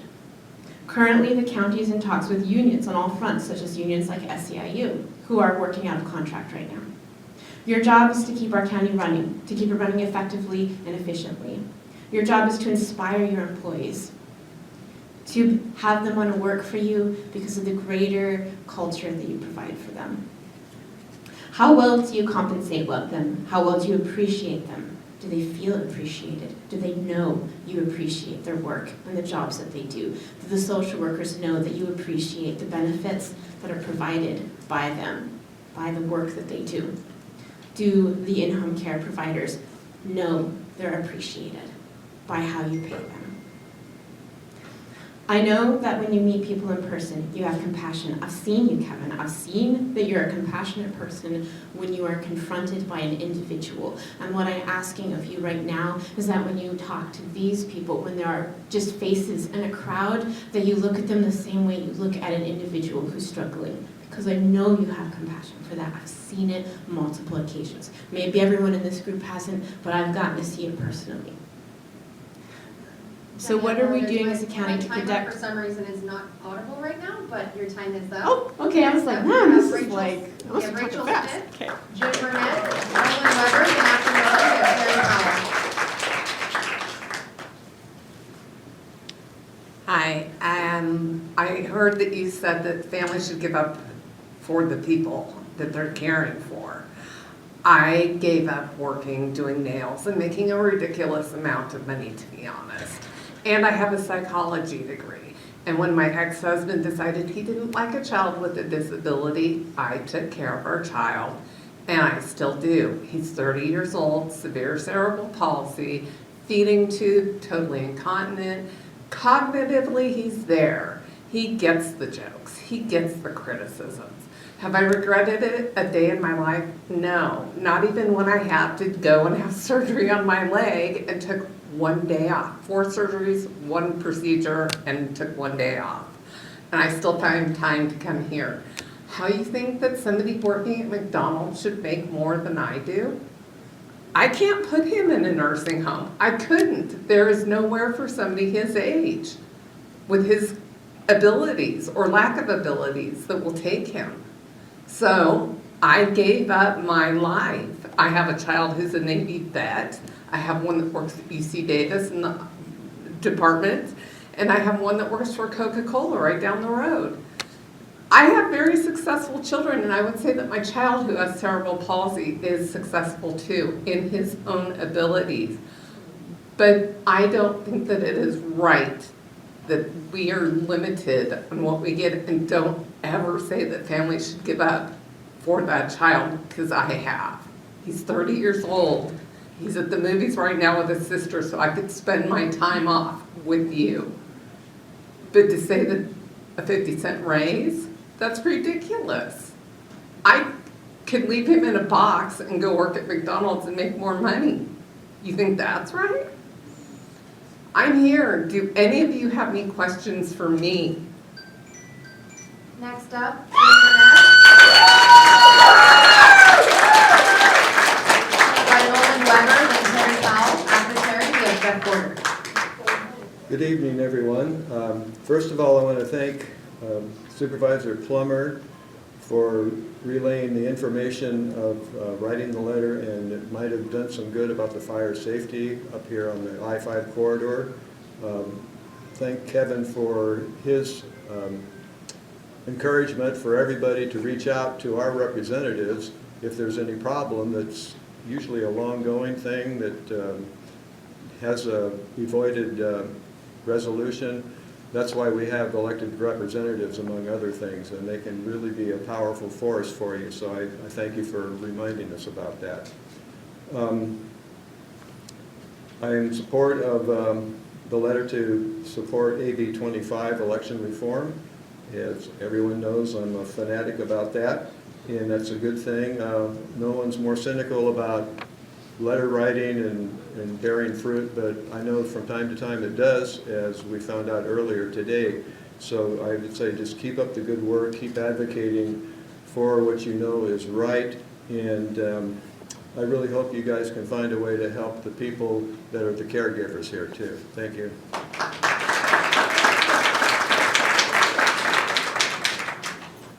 Nolan Weber, followed by Terry Powell, then Jeff Porter, then Don Becker. Hi, good evening, board. I'm here to talk a little bit about workplace culture. I'm sort of here instead of Ben Rothbaum. He's a deputy DA at our office. His wife is in labor right now, so I'm here speaking on his behalf. He's a domestic violence prosecutor. He's in the office at 6 in the morning, works very late at night, works from home, and he's probably working right now managing his wife's contractions. And at this juncture, he's facing a serious problem. He used to be a defense attorney, but because of our workplace culture, he came to our office. He fights very hard, and I remember going up against him in trial. He's a true Dennis Rodman type, a guy you don't want to face against, but you want on your team. He's a true advocate for the people. He loves his job, but the problem is despite his love for the culture of our office, he lives in a trailer park and has one car. Now ask yourselves, is that a saleable concept? Is that a sellable concept? Is that a real concept to somebody coming out of law school? Does that sound like an appealing idea?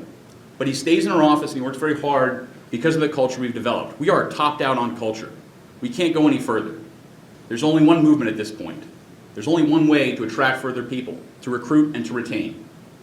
And that's to pay us a livable wage, to pay us a wage that is compensatory to our education, to our effort, and to our countless sleepless hours that we spend fighting the cases for the people of Shasta County. That being said, I can recall myself, how much time do I have left? 27 seconds. All right. I can recall playing secretary, investigator, and deputy DA all rolled into one. Very quickly, I had a handoff trial, that is to say a trial that was not my own, that I was heading into on 2 days' notice. I had to go find a witness in the middle of nowhere out by Little Valley. It was so hard to find him, I was using my wife's 4Runner to go beep the horn because we were in no man's land. We were texting back and forth, and I was trying to find him. The directions to his house were go over a telephone pole, over the second hill, and start beeping. Thank you for your public comment. Thank you very much. Next up, Terry Powell, followed by Jeff Miller, followed by Don Becker. After Don, we have Linda Glass. Good afternoon. My name is Toby Powell. I'm a senior deputy district attorney with the Shasta County District Attorney's Office. I've been a prosecutor for over 26 years. I have served on many PTO boards, committees, coached Little League, been a governing board president of Reading School of the Arts, and many things. But the purpose of letting you know that is to talk about the other people aside from myself give a lot to this community in public service and law enforcement.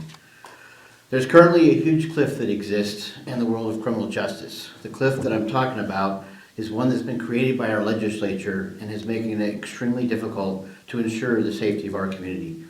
Through legislative enactments and statewide propositions, the criminal justice system's ability to hold individuals accountable and ensure justice for our community has been greatly affected.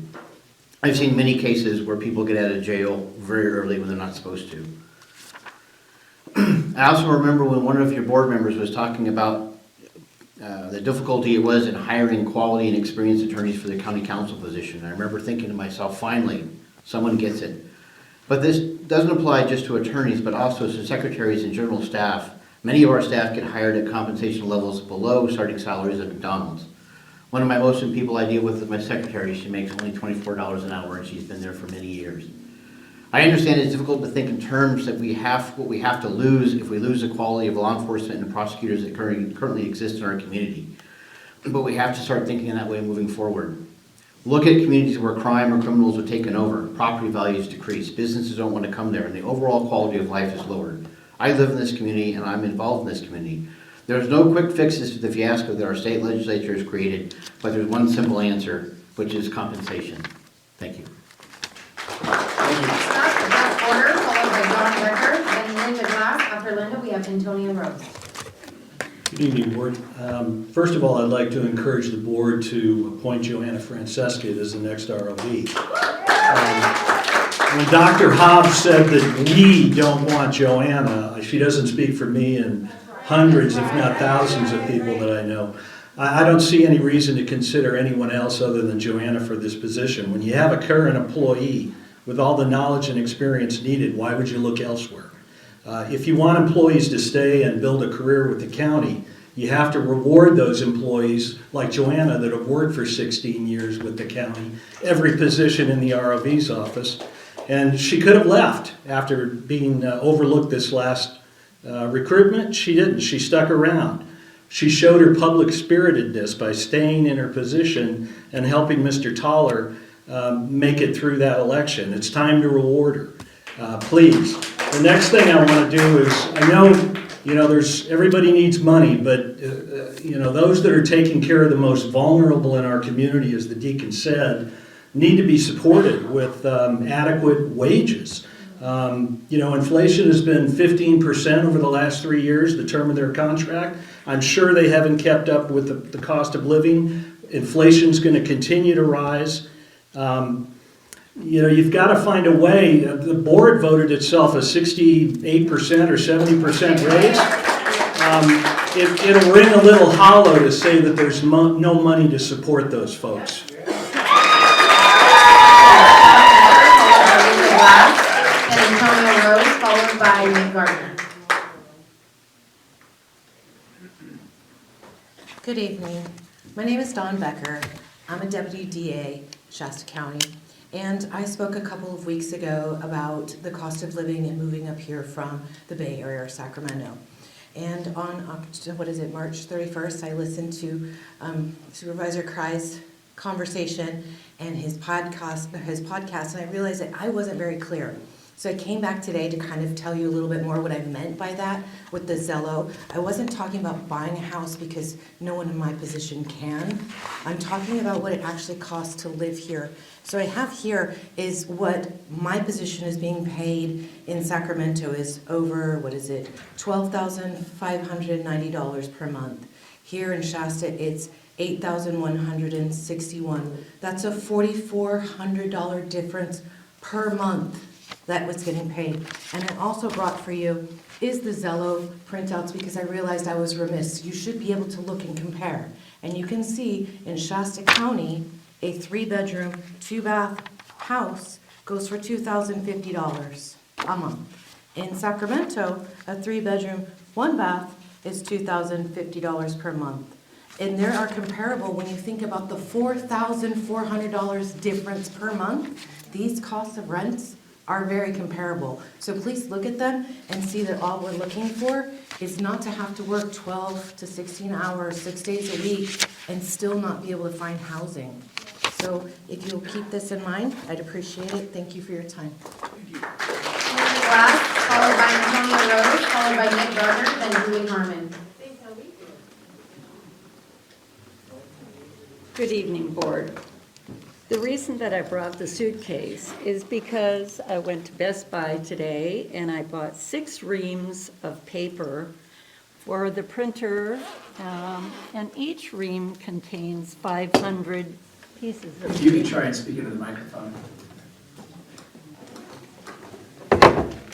So all of these reams of paper represent the overvotes that there were in the last election. And this is the problem that I have. I really like Joanna. I really like the board. I have no problems. However, if there were this many votes over, it means that they went somewhere. They were not from people. They were from bogus mail-out votes or ballots that could have gone somewhere they shouldn't have gone. And so I would like to read a little article from the New York Post.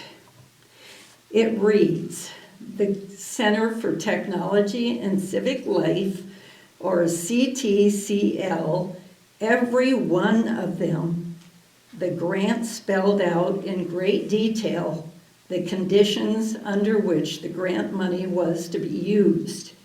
Here's the conditions. It had to do with financing the infiltration of election offices at city and county levels by left-wing activists. Also, it had to do with using those offices as a platform to implement preferred administrative practices, voting methods, and data sharing. Next up, Antonio Rose, followed by Nick Gardner, then Julie Harmon. After Julie, we have Dolores Lucero.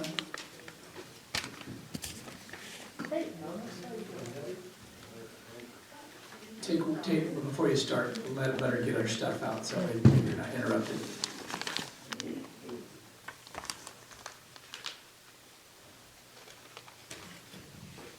Thank you. Welcome. So, the ROV office needs someone that is able and willing to serve the people of Shasta County by being fair and transparent and trustworthy. Here are some reasons why the people of Shasta County don't want Joanna Francesca as ROV. We've heard some already shared. Joanna does not keep a chain of custody of ballots that she receives at the ROV office. Joanna does not keep a roster of ballots before they are put into the machine. Joanna chose to destroy election documents over the request of the Board of Supervisors not to. She should have been fired right then and there. Joanna is refusing to release any public records or auditing documents. She chooses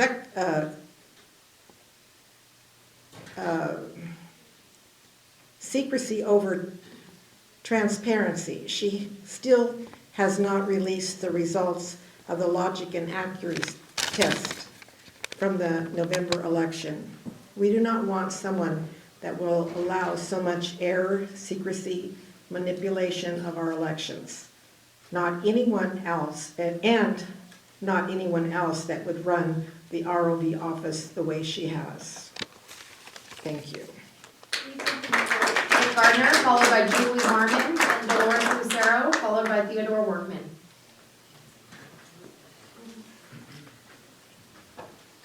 I just wanted to refer to the first speaker tonight who had never seen so many new faces and passionate people up here wanting Joanna Frescott to be the ROV. The fact is, it was the same old dishonest, rude, failed recallers led by Jeff Gorder, and it's just sour grapes and we're all damn tired of hearing it.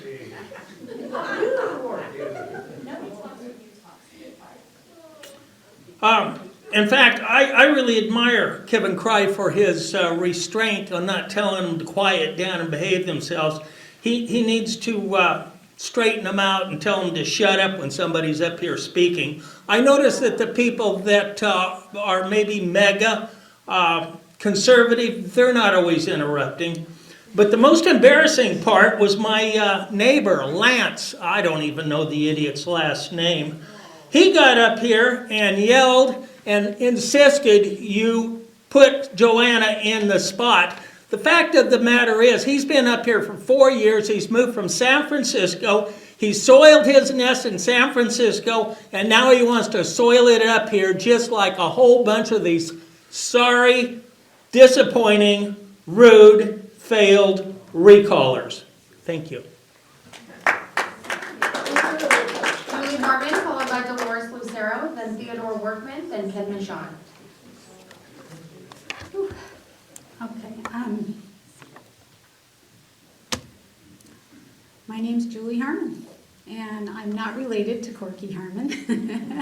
I've been living in Shasta County for 35 years. We raised our family here. We love it here. I'm a retired educator. I worked for 25 years in Shasta County schools. I'm a devoted voter, and I'm a very concerned citizen. I would like to ask this board to choose Joanna Francesca as the interim registrar of voters.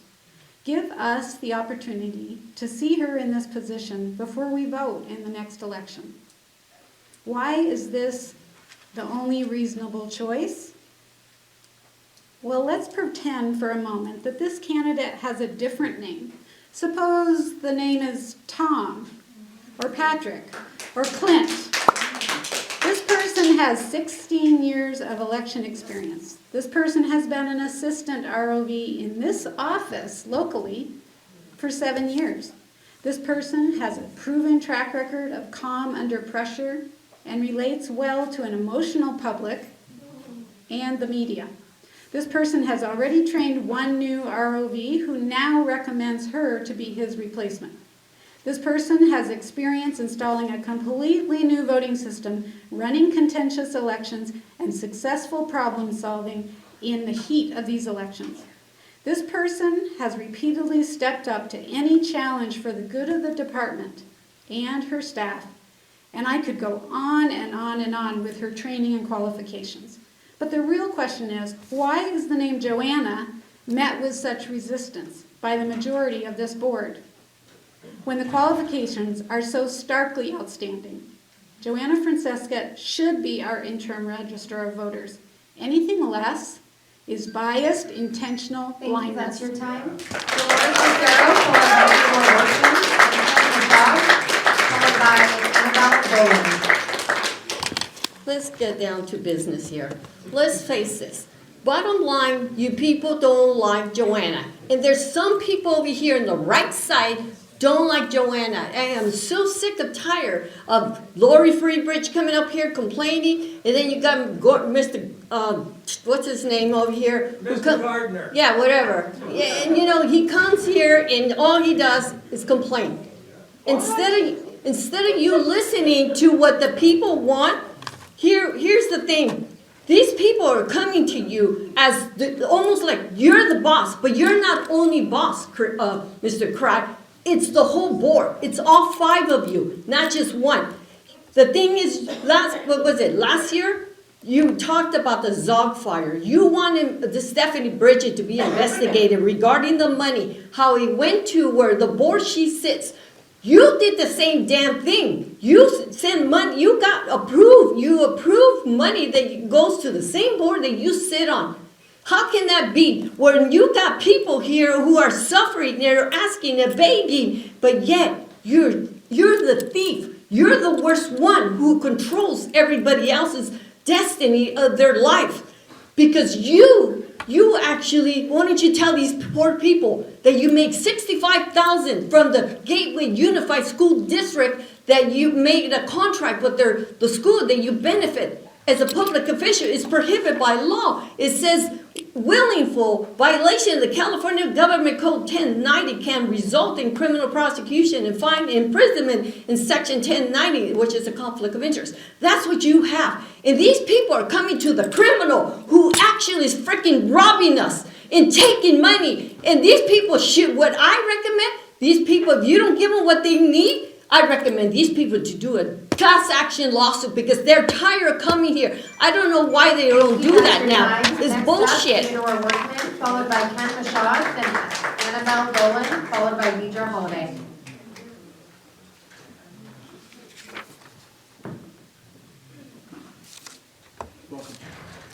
Thank you. Good evening, Board. My name is Theodore Workman. I'm here to speak to you about the pressures that impact new attorneys in the modern job market and the circumstances that lead a new attorney to pick a career in public service, specifically prosecution. I'm 29 years old. I am a Reading native who graduated from Shasta High School in 2013 and from the University of Georgia Law School in 2021. I came home and have been a prosecutor with the Shasta County DA's office for 3 years. I made the decision to return to Shasta for several reasons. My family is here, I have close friends here, it's my home. I knew I wanted to be a prosecutor and I have been grateful that I have been able to do so in the community that made me. But my reasons for coming here are my own and are unique to me. Very few of my colleagues are Shasta natives. My classmates and other new lawyers have different pressures and motivations. In my time at law school, the primary reason for students being there was to get into high-paying careers in the private sector. It is a subset of individuals who choose public service and then prosecution for their career. A new attorney who chooses prosecution more often than not will be doing so for a few reasons, to include a desire for work-life balance and the ability to care for their family. I have a friend who practices big law in Chicago. He hates it. The hours are brutal, 80-hour weeks. He takes his work wherever he goes, but he persists in it, exclusively for the lucrative pay to establish a nest egg for his future family. I had a friend from law school who went into prosecution in Georgia, was immediately saddled with heavy caseloads and long hours for low pay.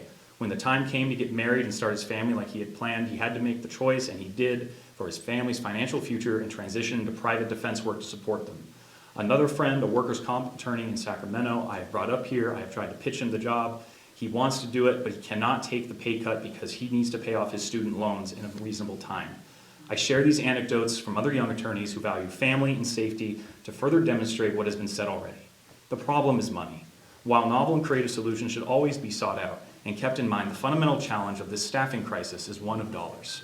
This board has the power and resources to fix it. I hope you do. Thank you. Ken Mashad, Annabelle Bowen, followed by Deidre Holiday, then Ron Mobley, followed by Patty Jelovich.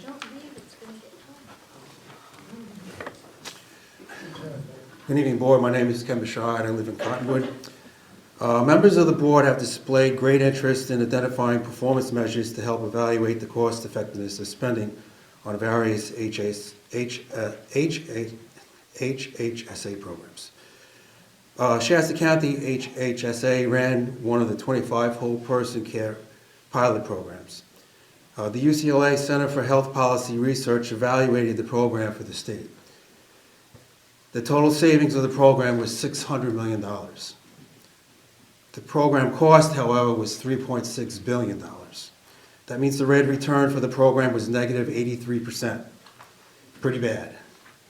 Yet this whole person care pilot program is the state of California's rationale behind the CalAIM program, which is supposed to transform Medi-Cal to, quote, create a more coordinated, person-centered, and equitable health system. Negative 83% is not the kind of effectiveness the board is looking for. I believe Shasta County spent $12.5 million on its whole person care program. A negative 83% return means a loss of $10 million Shasta County dollars. Supervisor Plummer, you've been doing a lot of evaluation work since you won election to the board. Of all the programs you've looked at, which one has the best return on money spent? Could you commit to sharing, perhaps through a post on your website or during one of your reports to the board, what you judge to be the most effective HHSA program in Shasta County and the performance data you have to support that judgment? You've done a lot of work, and I'm sure many people would be interested and grateful to hear what you calculate to be the most effective program. Thank you. Thank you, Ken. I apologize. And this is the breakdown for the whole person.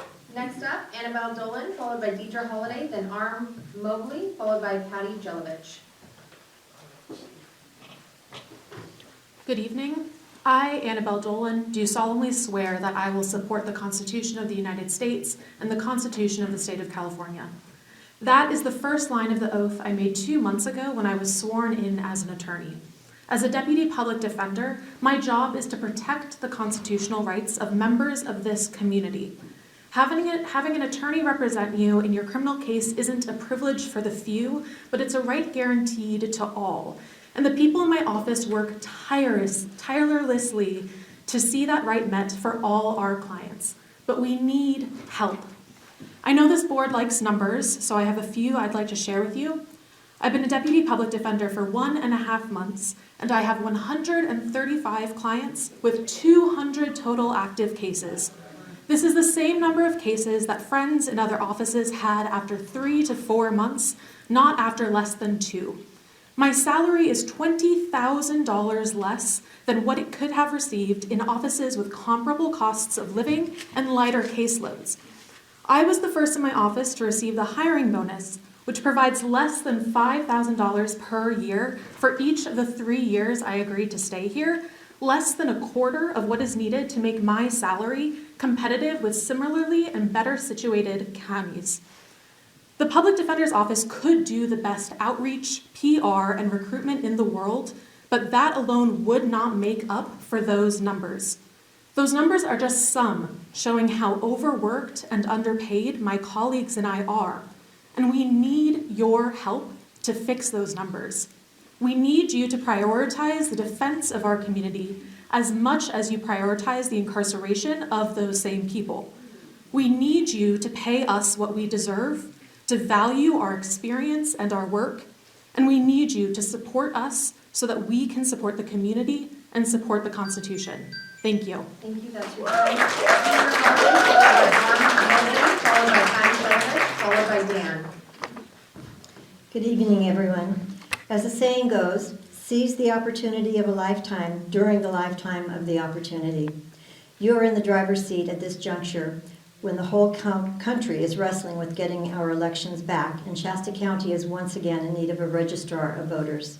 Hearing several speakers address the board about their choice of the next ROV, it was apparent that either much of the community is unaware of or doesn't care about the numerous violations of the state election code that were committed during Tom Toller's first election at the wheel and previous elections.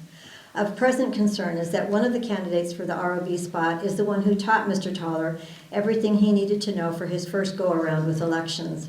We got business as usual, which includes lack of meaningful observation, absence of chain of custody, mismatch of machine counts with manual tally, and the failure to report them, holding election observers at bay, goose chases for observers to figure out what was or was not being done and when and where, and restriction of camera use that is not found in state law. Experience is not the paramount criterion for selection of leaders. The likes of Pelosi and Schumer have demonstrated that. When you are deciding on our next ROV, please use the criteria set forth in the scriptures for community leaders. When you're deciding, the leaders should, 1, be capable, fear God, be trustworthy, and hate a bribe. Experience did not make the list, but character did in 3 out of the 4 on the list. At one of the board meetings, it was divulged that Ms. Francesca had been complicit in altering the wording of a contract that the Board of Supervisors had approved, and then submitting the altered one to the Center for Tech and Civic Life, all behind the board's back. This illicit caper alone disqualifies Ms. Francesca as a candidate. Character supersedes experience. We need a change. We need someone who will be our advocate for fair and transparent elections, someone who is honest, and someone who will serve, not drive the electorate. Next up, Arm Mobley, followed by Patty Guzovich, followed by Dan, and Amanda R. Hello, my name is actually Ann Mobley. Apparently I don't write too well. I wanted to say a few things. One, I moved here in 1957, so I'm not exactly a newcomer. I also can see that money is kind of a big issue. We've got people in 2 areas that are really hurting. And I'm actually wanting to just say that I really encourage you to support Joanna Francesca. She's a person I've never met, but I can tell from her behavior that she actually does have an admirable character. She persevered in the face of a lot of conflict and chaos during her terms. She's well experienced, she's calm, she's respectful, she's polite, and she was professional enough to train the person who got the job that she was hoping to get. A lot of people wouldn't do that, or they would do it not adequately. She did it really well enough that he, when he now is incapable of continuing, endorsed her. That's unusual. And when you've got someone who's not only, well, and I remember too that there was a comment before that she needed more experience. And I have to tell you, and I think you all know, that you learn how to do something even better when you teach it to someone. So she's gained experience and then some, and she's done really well. Remember that her predecessor in the last election won by nearly 70%. I can't forget it. That shows there's a lot of confidence in the elections, and there has been for a long time. It's kind of, there's a vocal few who are really upset, but there's a lot of us who are very happy with the way elections have been run. We're happy with the board that we've got. The elections have got you guys here. So that's it. Thank you. Next up, Patty Guzovich, followed by Dan, followed by Amanda R, and Benjamin Moyne. Hi, a couple of things. I want to echo Anna Rodriguez's comments about how proud she is of our election department. I too am proud of our election department. I also want to comment about the people that are needing pay raises in their jobs, both the public defender's office, the district attorney's office, and the healthcare workers. In May of last year, the board majority voted themselves a 59% raise. Here's an area, we have 3 new board members now that could address this. Sure, it would not bring in enough money to support what we're talking about here, but it would set the right tone. We also have 3 new board members that are going to be capable of making a decision about our register of voters. And the fact that people are trying to say there's no confidence is just nuts. Ann was right. Kathy did win by almost 60% of the vote. And in addition to that, in the Record Searchlight poll that was just taken, there were over 1,600 votes, and 88% of them voted to select Joanna. And the next closest was Patrick Jones at, 5 point something. Corky, at one of the candidates forums out here, you said in front of the audience, I was at all of those, you said that there's no confidence in our election department and you wanted to bring confidence back. You just were listening to a small group of people telling you that. we have huge numbers of people that are telling you otherwise. You're my supervisor. I would encourage you to look at the data and not just listen to a few disgruntled people that have never given any provable evidence. They bring all this evidence that is non-existent and has never been proven in a court of law.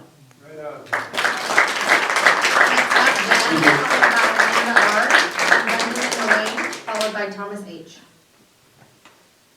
Good evening, Board. I want to commend you on your staff. They really did good on adjusting to a different place. Ms. Blankenship, you're doing a great job keeping us on track and then gently giving us the boot. Shout out to Brooke. She is a great bouncer. Very friendly, informative, but kept us all in line. And somebody printed up numbered, overflow things. So really good, and it's good to have a meeting here. So she got that too. Thank you for doing that. So I appreciate it.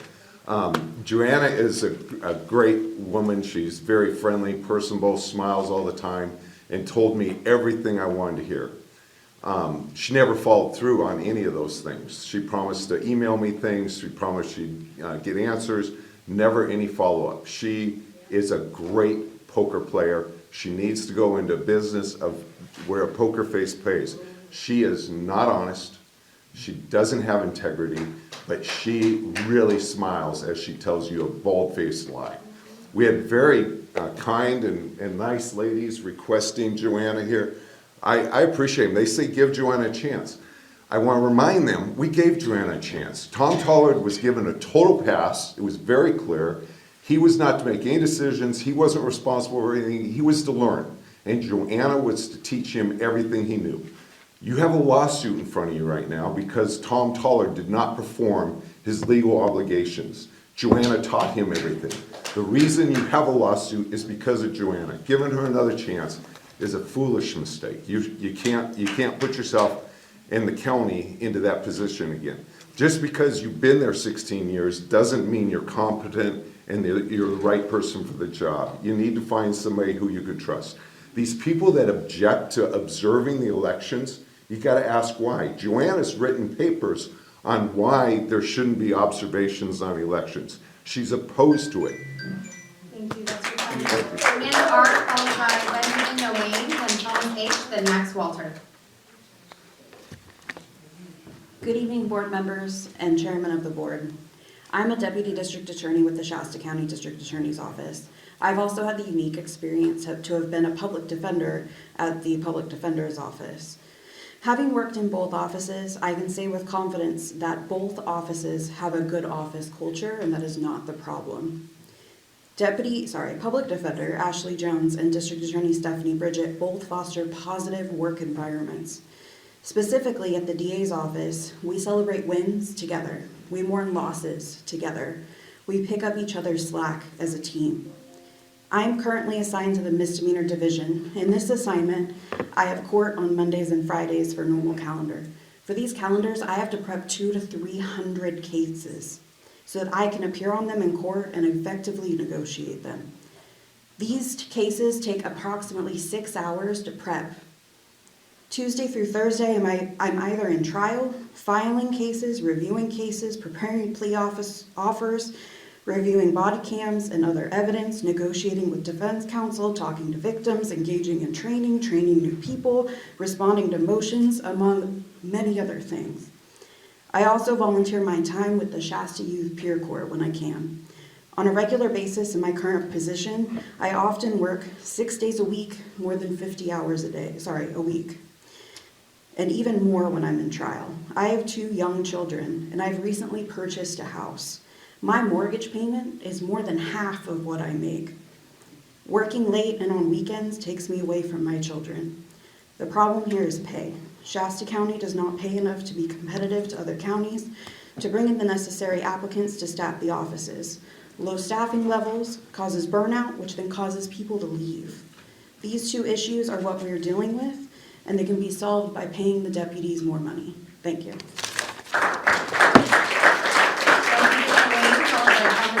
Then Max Walter, then Leslie S. Good evening, board. My name is Benjamin, and most of you know me. I just wanted to say that as someone who's attended these meetings for years, leadership here still leaves a lot to be desired. Now, if you've ever watched my news program, you'll know why. Speaking of which, I'm honored by Shasta County admin for acknowledging my media status with this ticket, even if some leadership don't. But people are tired of this. A great example was this past Saturday when over 1,200 local residents gathered at City Hall to protest. Now, this was national, but people are frustrated. They're watching essential services get gutted while local leadership stays silent. These cuts may be coming from DC, but their impact is local. If we're writing letters to the state and federal government, let's use that influence to fight for the programs we have right here, like IHSS, which relies on state and federal dollars. Could we write a letter on their behalf? Now, I know this board is capable. I've seen our chair move quickly when it's something he wants. Now I'm asking you, show that same energy for the people. Now, I know the ROV appointment is coming up in the next couple of meetings, and it's worth mentioning the recent Record Searchlight poll where nearly 90% of readers chose Joanna Francisca. You have the right to appoint, but you are clearly pushing into territory where you are not representing your constituents. I'll have more to say on that at a later date. But today, just know people are getting organized. They're tired of being ignored, and they're done with my way or the highway leadership. Listen to your constituents, respect their voices. Barring that, I implore new voices to actually step up to leadership, to represent the people, all the people. Thank you.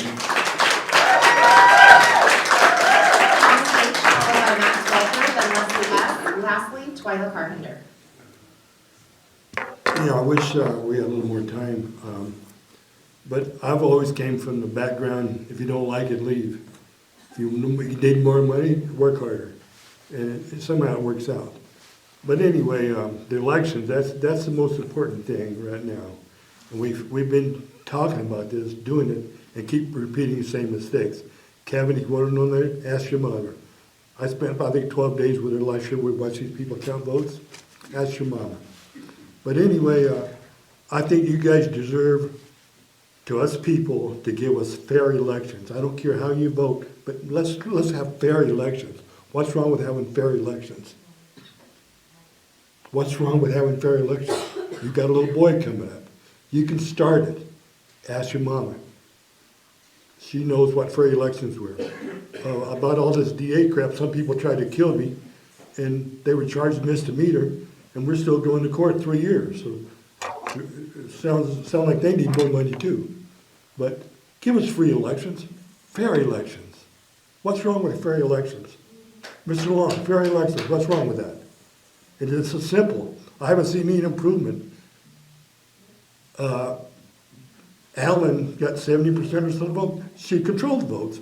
We had over, 2,700 votes. We don't know where they came from. And they're hiding. They won't let us know. No one can see any information.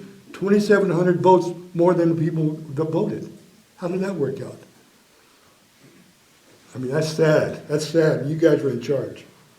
Max Walter, followed by Leslie S. Lastly, Twyla Carpenter. Good evening, Board.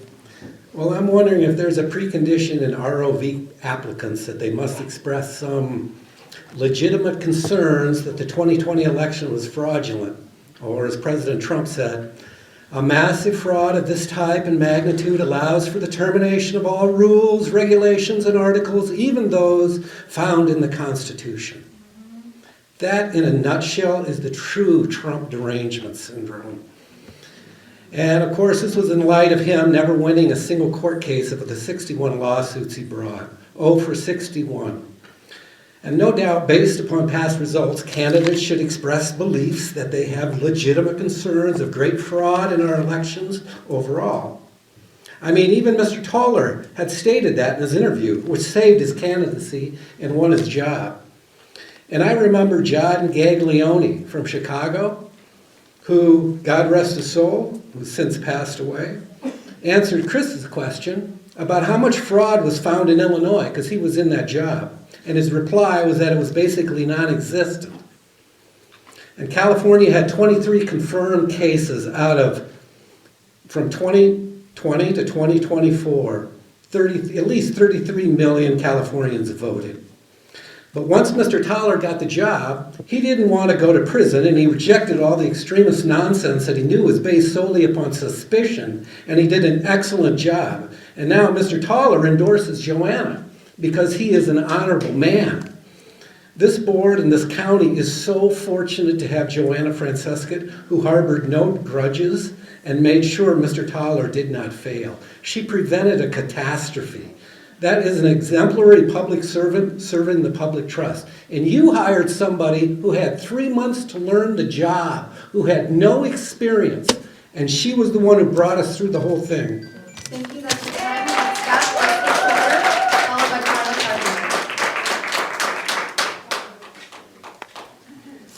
Good evening. Okay, so starting from the beginning of the meeting, I appreciate your board reports, all of them, however you do them, however you choose to do them, because I enjoy listening to what you've been doing for us. I've never heard something that you've said that I thought was meaningless or not worthy of hearing. I appreciate hearing what you're doing to be involved in the community and active, because I've been with multiple of you at those community events where you might not be there cutting a ribbon or listening to somebody who gets paid 3 figures talk, and that's more important. But you have countless constituents coming up and shaking your hand and having real conversations with you. Every one of those dinners, auctions, award ceremonies, graduations, every one of them. I've been there where people are grabbing corky. We went to Dr. Danuka's celebration and people were grabbing corky out in the hallway. I don't think he even made it into the room for the celebration thing till about 2/3 of the way through, because people were coming up to him and talking about their concerns. That is working with your constituents. That's the stuff I want to hear about. So I appreciate that. Not everybody who gets up here and is loud has the best interests of the community in mind. So, also, your raise put you on page 7 of 7 on Transparent California. You guys put yourselves nowhere near the top. Okay, I just looked it up. Also, I don't envy your decision to have to give raises to everybody that works in the county. That cannot be an easy position to put yourselves in. But to give a little bit of numbers, because everybody wants to talk numbers, if we have 4,200 workers at 50 cents an hour, that's $4,368,000. You also have to give raises equal to that to all other departments. Next up, Twyla Carpenter, and now the last speaker.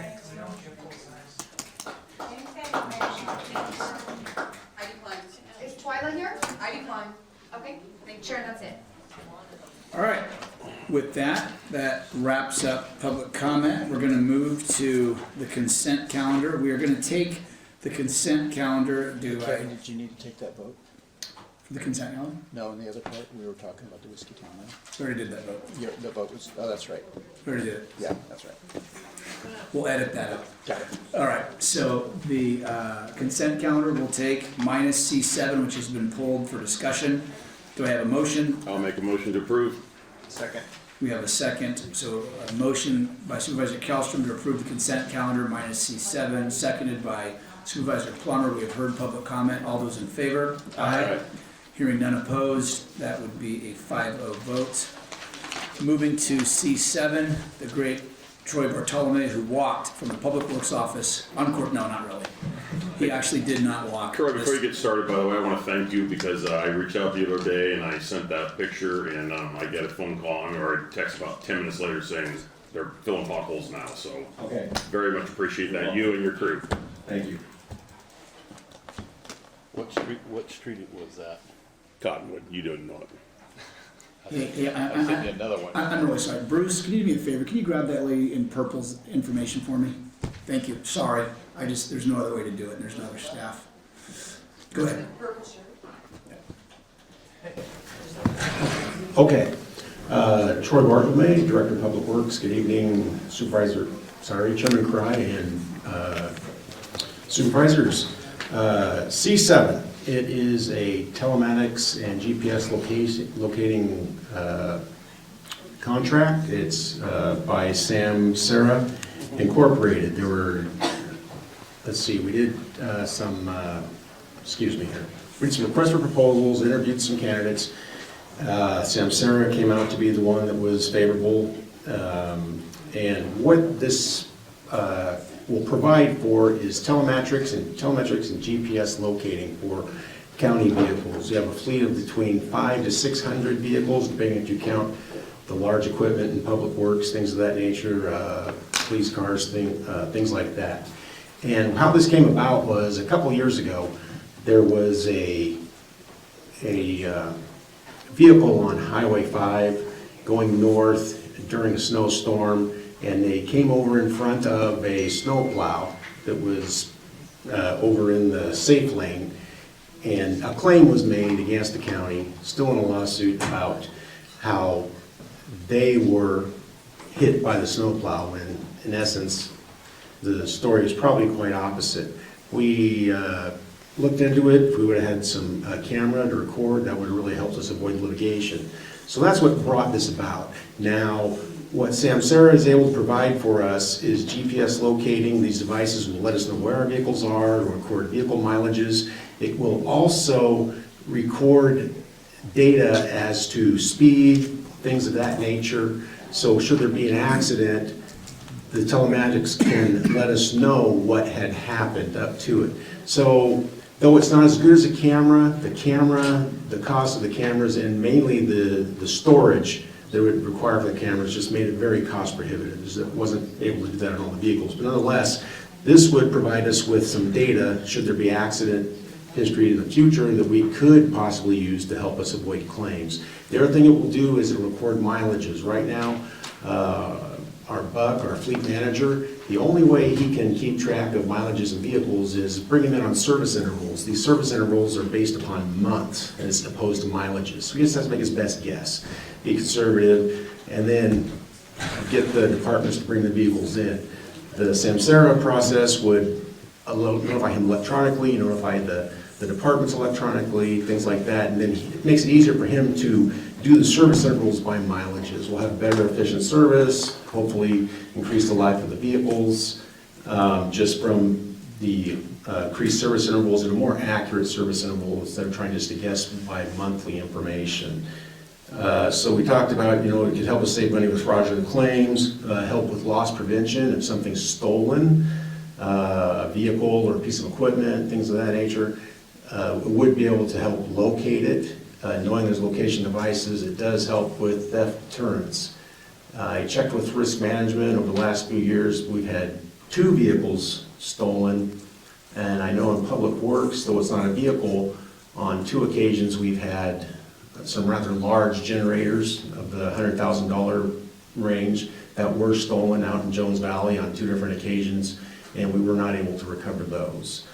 So I don't know how you would really I've been asked by some, how would you do a loss prevention or a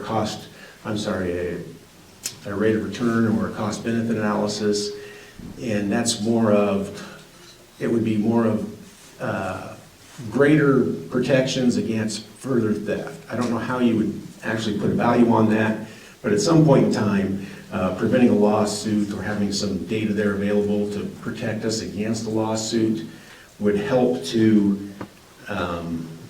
get that cost savings. Now, is it going to come out exact, or is it going to be worth what we pay? That's a good question, difficult one to analyze.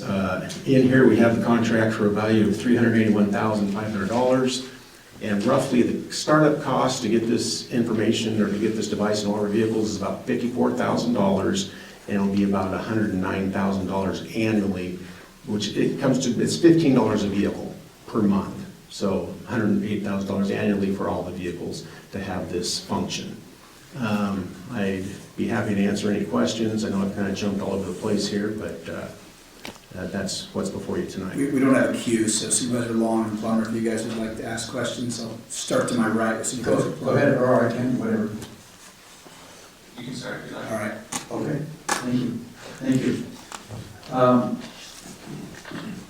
Troy, I understand that it would be $381,500 for the 3-year contract. Would that be for the first 3 years? So the first 3 years would be $381,000. Correct. Okay, and then $110,000 thereafter. If the prices stayed the same. Or you said 109,000, yeah. 109, it's, Yeah. right now it's roughly almost $15 per vehicle per month. In 3 years, I imagine there would be a little bit of increase on that, but roughly that's what it would cost, yes. Okay, if I'm to understand this, the telematic services are not possible with the camera because storage costs and all those things are prohibitive, but we could get some benefit, which is, speed at the time of a collision or something like that. Is that? Yes, and it'll store considerably more data. I wish Buck was here. There's a little device in most cars now that let you know, you're in law enforcement, you probably know better than I do, like the last 10 seconds or something is always recorded. Sure. This would be over a much longer extent of time, so you would be able to defend against claims. We'd have data such as speed at the time, how long that speed was, things of that nature. But it has the capability to have the modules for the cameras, but the camera's more expensive, and the big thing is the support for it. The data storage right now is cost prohibitive. Perhaps someday it'd be affordable, but right now it's very expensive. Okay, and a question that I would have is, are these vehicles already insured? And so if we had loss of the vehicle, yeah, it would aid in the recovery of the vehicle maybe sooner, but we still have insurance to cover every one of our vehicles. Yes, that'd probably be better. From my understand, and probably a better support services question, we are insured up to a deductible of $25,000, I believe. So anything that happens under $25,000 comes out of pocket, and then that goes to another secondary insurance, I think. Yes. Monica, is that correct? Yeah, I think that's accurate. Okay. Okay. Most of the vehicles that we have at $25,000, we end up just paying to either replace Can the you vehicle. come over to the microphone? Excuse me. Most of the vehicles being that the premium or the deductible is $25,000, we're going to end up just replacing a vehicle or repairing a vehicle before we ever send it to insurance. Okay, thank you. And Troy, would it be safe to say that the fleet manager who's responsible for all vehicles, I mean, ultimately you probably are, but the fleet manager that is responsible for tracking all vehicles for service purposes? Yes. It sounds like what you said, they could end up with a greater capability so that rather than just timing it out to every month or every 2 months or something like that, they could make it mileage specific that they could track individually rather than having to track down the car and see where their mileage is. Correct. And they don't necessarily track down the car, they'll keep a calendar that tells them, hey, every so many months. And so you either go by months or mileage, and a lot of the vehicles, they just have to make a conservative guess. And so they would have real-time mileage data for maintenance at their fingertips from this, so they could have better service intervals. Okay, so if, this is maybe a little bit of a loaded question, but if we take out the fleet management convenience factor, and we take away the cameras because we can't afford to put the cameras to them, and we, servicing maybe not being as precise, correct, for the service intervals, so we're kind of down to the last factor, which would be litigation, and proving that example you used where the snowplow was blamed for an errant vehicle potentially, which we'll never know. Is that a safe summation that we bring this all down to the really critical factor might be just for a liability purpose or litigation? Liability and loss prevention. We would be able to GPS locate vehicles should they be stolen, such as the 2 generators we lost.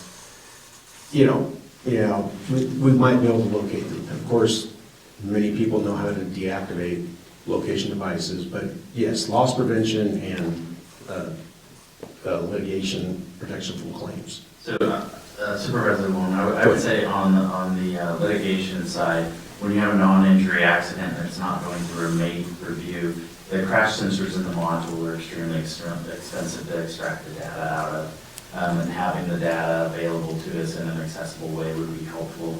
In addition to that, it would immediately provide us with I can tell you that we've had several cases where our drivers are telling us their vehicle was at a stop. And the story from the other side is that the vehicle was moving. This type of a sensor would essentially give us the data we needed to refute that. Okay, thank you. Another thing I was thinking, there are other options that wouldn't cost quite as much money if we put GPS trackers on the vehicles to aid in recovery. That would, I think they're called air tags. Air tags, that's what I was thinking of, the Apple air That tags. would, two things, that would be cheaper. Of course, all that's gonna do is provide location. It's not gonna provide They the other wouldn't have the data. data, he's just, And we have, I know a little about the air tags because I'm not gonna mention where, but we've had some theft of some equipment, not large equipment, but batteries and such. And we put air tags, well, shoot, I probably shouldn't tell them. Yeah, we put air tags on the house. If you guys are the ones stealing it, knock it off. But we put air tags on them. And the air tags, the way it works is if there's an Apple device in the area, then it will, and has access to internet or someone's modem or something, then it will send us information where it is. So the air tag itself, doesn't provide us information, but it would, if someone happens to go by, then it does tell us, hey, your air tag just pinged around this location. So it wouldn't be as identifiable as, it would be much cheaper, but it would not be exactly the same. okay. Well, I have my thoughts. And are we getting into board discussion now, or are we just? You're the first person to speak. I know Yeah. all three of these other gentlemen want to Yeah, speak. So, okay. are you So- good? No, I'm gonna clarify something. Okay. So my thought is that we're going into unprecedented budget times right now, and $381,000 is a lot of money, and $110,000 for maintenance here on out, and every $500,000, every whatever, it matters. And so I'm just trying to weigh the cost benefit to this, and so I'll leave it at that. Okay. So I'm gonna ask CEO Rickard, just because I know the three of us want to speak as well. CEO Rickard, do you have something on this topic? I mean, I know we've discussed, but go ahead. Thank you, Chairman Cry. I just want to let the board know we've paid out approximately $3.8 million over the last 7 years in claims. That doesn't include staff time, litigation time, research by the CEO staff, the county council staff. And I know the board is well aware, and the public is well aware, one lawsuit would be probably a lot more than $100,000. Yeah, so Supervisor Long, we're gonna have board discussion, but $300,000 is a drop in the bucket compared to what we've already spent in litigation and what could go. But that's just my opinion. I'm gonna go to Supervisor Plummer. Yeah, I think for me, this is an obvious benefit to the county and to our fleet management services. The reason that I pulled this out for discussion is that, as we've heard all meeting effectively, is that every department desires more funds and resources, and that doesn't even include the additional projects that the board has talked about funding. And so so for me, I was thinking about it, is this a cost neutral investment in which we could invest this $381,000 over the next 3 years and save that much? And so, and if it's not, it still might be the right thing to do because it would definitely deliver a benefit. But if it is, then it's an obvious yes for me. So I just wanted to clarify a few things. One, you mentioned 2 vehicles stolen over the last so many years. Did we end up recovering those 2 vehicles, or? One we did, it was a public works vehicle, and I guess a little anecdotal story, we got a phone call from someone in Sacramento saying we had your vehicle. It was one that nobody wanted to drive, and we didn't know it was gone, but that was 15 years ago, we've repented, we're doing better. The other one was an HHSA vehicle. She told me that was stolen about, 3 to 5 years ago, and I'm not sure if that one was recovered. So 15 years ago and 5 years ago? Yes. So I think it's fair to say that from a loss prevention, the regular risk of that happening is very unusual. And so I think the claims data that you shared, CEO Rickard, which I appreciate you pulling together on short notice, that's money that we paid out to a third party, or is that the amount that our insurance or other type of provider paid total, and we paid a portion of that? I cannot, I'd have to do some more research on that. Like I said, based on your request, we pulled this information together today, so I can dig into it deeper, but I want to clarify with the board, because I used to work for an insurance company. Whether you pay it through your claims or your Rates go either up. way, you're gonna have to pay for it through premium. So they have very smart people that are called actuaries at insurance companies that figure out exactly how much they have to charge in premiums to cover their losses. And so either way, you're gonna pay for it. Whether the insurance company pays for it and you pay them later through increased premiums, or you pay directly yourself, you're still gonna pay that cost. And one of the things that Mr. Bartolome had difficulty expressing, and frankly I do too as an accountant, I have difficulty too, because I can't come to you and say this is going to save you X number of dollars in claims, because we don't know what those claims are, but we do know one claim alone can be very expensive, and the telematics data is very helpful in that review process, but also what I'm looking at is the cost of attorneys and the review from them and what that's going to cost us. And that alone, I believe, would more than offset this cost. Well, yeah, and I think that's an important point, is that the 3.8 million, I mean, even if that was fully out of pocket for the county, that, it's inconceivable that this would save all of that money, right? It would save, at best, a proportion of that. Correct. And one maybe last question here, County Council, you mentioned that this would expedite the process of extracting information should there be a claim, because it would be automatically accessible. Right. So typically, the information from a vehicle, the crash sensors and that without pulling the vehicle down to, stripping out the dashboards and things like that to get it out, they can't necessarily get to those because they're put in there so that they're not easily removed. And the data pulled off of those has to be sent away, and it's extremely expensive. But when you have major injury accidents or deaths and a MATE team comes out, they will strip the vehicle, pull those sensors out, send them off to have that data extracted. What this would do is essentially provide that information and more, where it could just be pulled out from our system rather than having to strip the vehicle down to get that information. And I think what it does in a lawsuit is a lot of times the claims from one side are completely contrary to what the other side is saying. A lot of times that has to do with what speed the vehicle was going, whether the vehicle was moving, whether somebody turned, and I don't know whether this has yaw capability to see whether the wheel's being turned, but that information would be helpful in a lawsuit to oftentimes take to a deposition, discredit somebody, and move towards a dismissal or a low-level settlement. So this could potentially save both in terms of the time to extract the information and also then savings in the lawsuit itself, because we have better information to advocate on behalf of the county employee. Is that a fair summary? Yeah, I think it's an impartial arbiter about what that car was actually doing at the time the accident happened.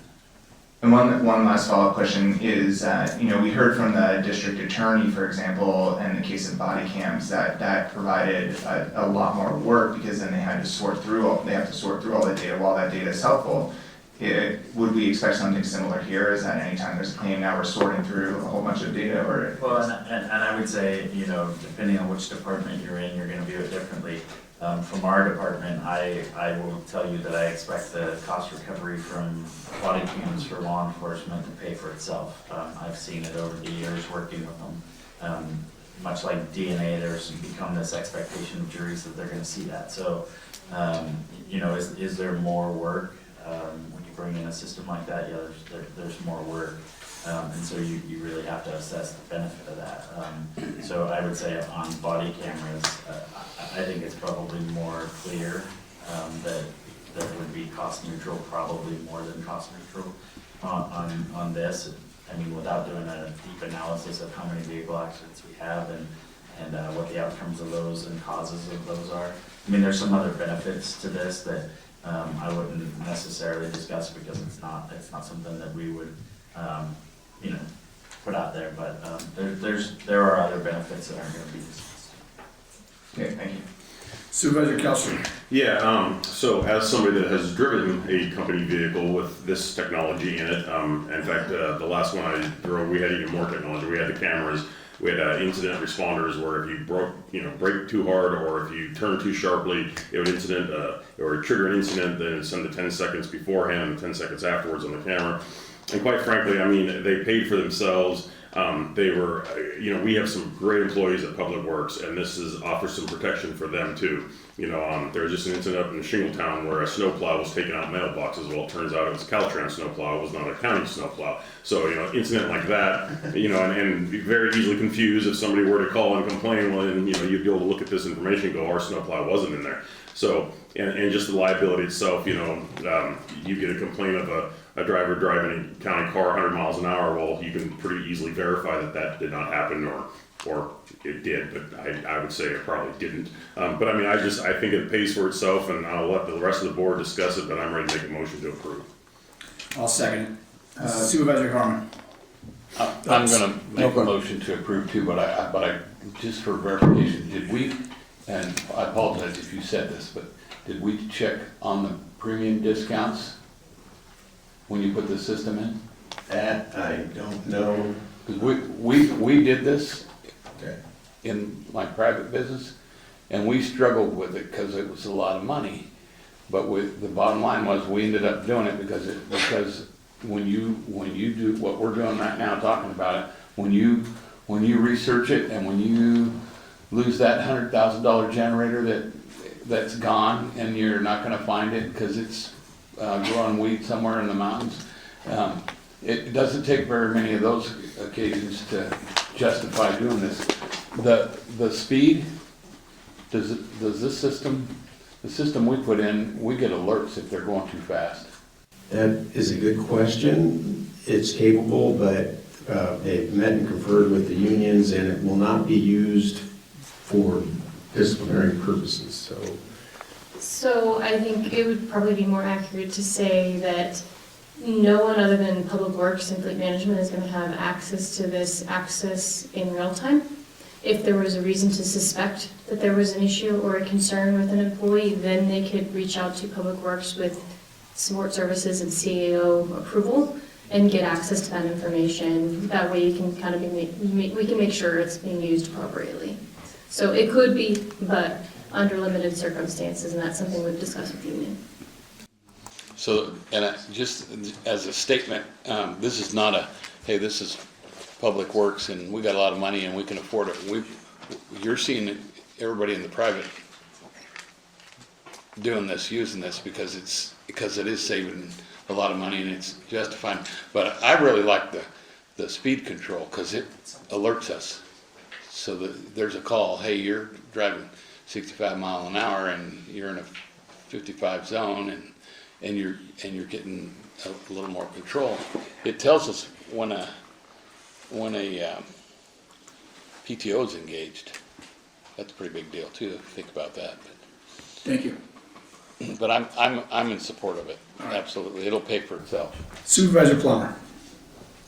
Yeah, I'm going to support this as well, and I think it's, and the thing that for me is convincing is the liability numbers that we're paying out, and to think that, if we were to save even 20% of that would pay for itself. And I do think it's important for us to continue to have these conversations because it's easy for these types of investments to stack up and us to spend a lot of money on good things, but then not have money to pay for other things that are equally or more important.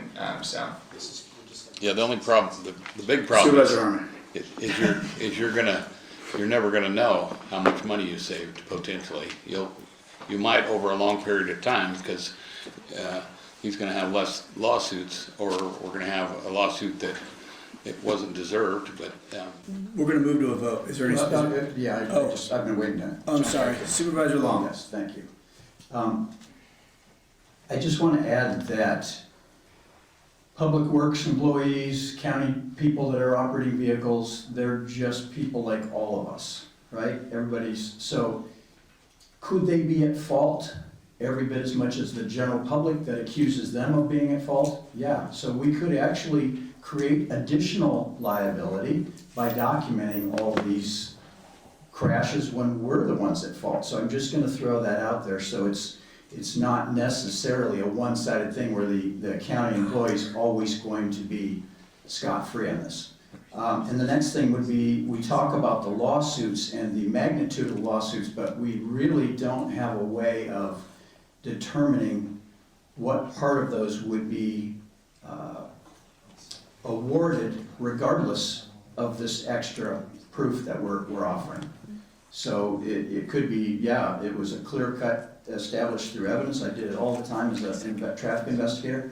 And so we would always render an opinion if we could, and MAPE team does the same thing in some of these things. So the case and the lawsuit not necessarily are connected to this device.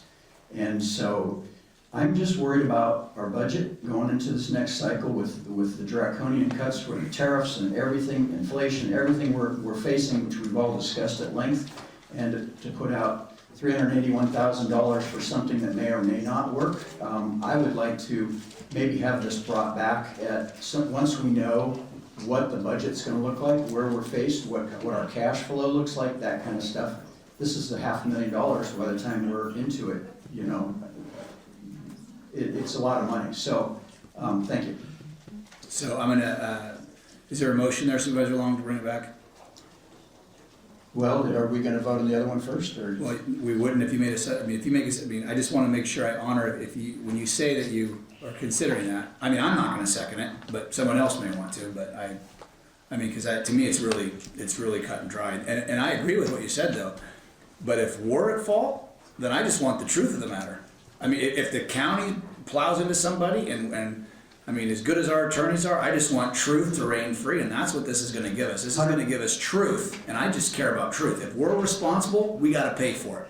And we've done that. We've rectified past wrongs by past boards, and we rectify when we're wrong. And if we're right, then we need to make sure we defend our employees. And Monica and Troy, I appreciate you guys bringing this forward, because I think that gets to that. So if you have a motion. No, I'm not gonna weigh in. I'm not weighing in on the morality of the findings. All I'm saying is this will cut both ways. Oh, yeah, absolutely. I don't look at this investment necessarily to say we will protect the county from damages, because it'll probably cut both ways, and I'm 100% for the truth. That's what my whole career was based on. So it's not about that. It's just about knowing and being aware that this will cut both ways. All right. And so it's a very expensive piece of equipment at this time. Supervisor Kelson, you said you were about to make a motion to approve. No, and I then did make a motion. And that's why I thought you made a motion. So just do it one more time for the record. Thank you for Okay, clarifying. I make a motion to approve as is. I second it. All right, we've heard, do we have no public comment, is that correct? Give me one moment to confirm that, Chair. As of just a few minutes ago, we didn't, and no, we still don't. Okay, we'll go ahead and take that. We'll go ahead and take a roll call vote, starting to my right with Supervisor Plummer. Supervisor Plummer? Yes. Supervisor Harmon? Yes. Supervisor Cry? Yes. Supervisor Kellstrom? Yes. And Supervisor Long? No. Passes 4-1. Thank you, Mr. Bartolome. Thank you, Ms. Fugit. Moving to R3, approve an amendment to the 2025 Board of Supervisors meeting calendar. Ms. Blankenship, this is your item. Take it away. Thank you, Chair, members of the board. Stephanie Blankenship, Chief Deputy Clerk of the Board. The item before you today is to consider making an amendment to the 2025 meeting calendar. The reason for this is the National Association of Counties for 2025 Annual Conference and Exposition is being held July 11th through the 14th, where we do have a board member and various staff that are usually attending board meetings that will be traveling on the day of July 15th. So with that, we are asking that the board amend the meeting calendar to cancel the July 15th meeting and reschedule it to July 8th. And that concludes my presentation. I am available to answer questions. Do we have any public comment for that? One moment, Chair. Well, in the meantime, I'll make a motion that we approve. And I'll I have second. a question on this, because I know when we talked originally about the calendar, you know, we were talking about, okay, when are we planning vacation and trying to get that out in the head, and I said that the July 8th week was the week when I would normally go on vacation. You scheduled that week open, which I appreciated. Okay. And now, I don't, I mean, I totally remember that Yeah. conversation, but I don't remember as we rescheduled. So, Is this something, Ms. Blankenship, that we can connect about now, or should we bring it back? And I just talked with Supervisor Plummer and yourself about the calendar. So we can have that discussion right now, and you can direct me to make additional amendments if we don't want to do July 8th. I have the meeting calendar here in front of me as well as on your screen, so we can go over it. If we did not want to cancel the July 15th meeting, or if we wanted to just reschedule maybe to July 1st, we don't have a meeting that date. So that is an option instead of July 8th. Let's do this. I'm really sorry. I know this is a little ways out. And one of the reasons why I scheduled meetings pretty much every week is so we were able to, how many meetings we canceled last year, Ms. Blankenship? Like 3 or 4 for lack of items? I don't have that information in front of me yet. Okay. Yeah. You're supposed to memorize all that stuff now. Can we? I'm gonna make a motion that we bring it back because I don't want to rush it. I want to make sure we honor that. So I think that's this would be a important. substitute motion. Yeah, I'm gonna make a substitute motion that we bring it back at the next board meeting. That'll give me time to work with Supervisor Plummer and make sure we schedule around that if possible. And if any board member has any conflicts around that July meeting, please connect with Ms. Blankenship, as it would be a Brown Act for me to talk to you, but I'll talk. I'll defer to council on that. I just don't want it to become a spoken real issue with No, with the Brown Act. it wouldn't be a serial meeting as long as you don't share with me what they. I just want to make sure we give ourselves the best shot to have all of this available. Is that correct, Council Armour? And if I'm wrong, tell me. Like that. I'm sorry, I didn't hear the entire conversation. I was having a conversation with the CEO about some of the dates, and so if you'll ask. Well, let's just. Can you get your calendar out right now and just see if you guys have any conflicts in that? Good. You're That good. would be my preference. You're good. Yeah. Are we talking about July 1st? Yeah. I mean, I only prepared for the 8th, so I don't have my schedule personally. So It would probably be easier for staff to pull up one off on July 1st anyways, wouldn't it? Because you don't have the 3-day weekend right before the meeting on July 8th. That is correct. If we had a meeting on July 8th, we would be publishing the Thursday prior to that. So, I mean, there really wouldn't be a conflict in publishing our agenda that day anyways. Yeah. But Supervisor Plummer is that was gone, the way and I really want to work hard to make sure we're all, I mean, with this much time. So I'm gonna make a substitute motion that we bring it back, and it sounds like Supervisor Kelso, you don't have anything. Supervisor Long, you kind of shrugged and said you're good in that time? Yeah, for now. Okay, Supervisor Harmon? Certainly, it would just be recommended that all the board members, when we do bring it back, bring their availability for the month of July. Perfect. Yes, all right, so I'll make a substitute motion to bring it back. I'll second it. Thank you for that. You, absolutely. You're still taking me, right, on the family vacation? No. All right, all those in favor? Aye. All right, passes 5-0. We're gonna move on to the public comment for R4, which is our closed session item, and I will let the public know.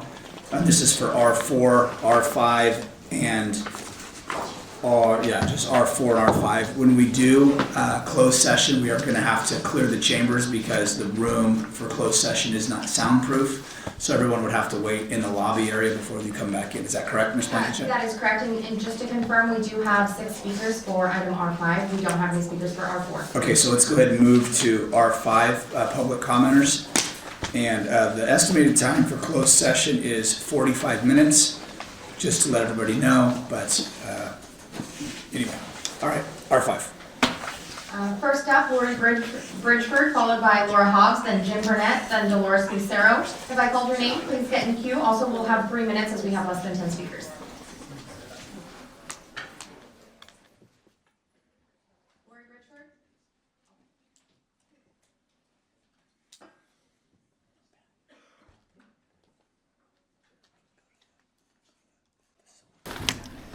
And could you clarify, do we have 3 minutes or 2 minutes? 3 minutes. Thank you.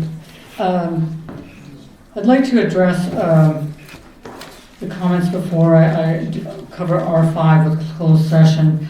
I continue to be heckled, pestered. You have to stick to R5. Okay. Well, I'm going to talk to security because I'm done for 4 years getting harassed. Okay. It's starting to affect my concentration and all that. Thank you. It's a serious thing, and I've had it with you, Dolores. Leave me alone. So, regarding R5, I would like to say that It looks like you maybe got the 3 pages of 28 problems with Joanna. I'm not sure if Laura Hobbs put that in or not. But if anybody wants to, please connect with me and I will happily email the 28 problems. If there's some issue with Joanna having been mistreated because she's female, I would think she'd have the intelligence to, I don't know, speak to county council about that. So if people want to know more about what's going on with this lawsuit, right? Yes. Closed session. Stick to R5. Yep. And I'm just trying to educate people.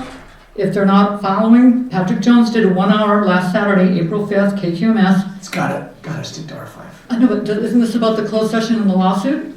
I'm referring people to get educated in with it. So what applies is the money that our private citizens had to pull together on a fast weekend.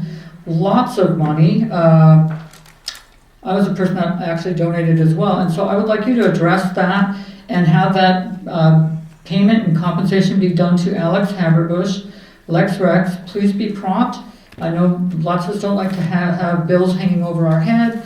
And this could have been handled, in my opinion, very differently than just to turn around and sue 5 people because they produced massive and copious evidence, proof, documentation, and everything. There are massive amounts of problems with Kathy Allen, down to Joanna, and now Tom. We cannot keep minimizing and denying and limiting what just blew up in the last couple elections. So thank you for your time on that. Thank you. Laura Hobbs, followed by Jim Burnett, then Dolores Lucero, then Dan. And again, if I called your name, if you could please get in queue. Thank you.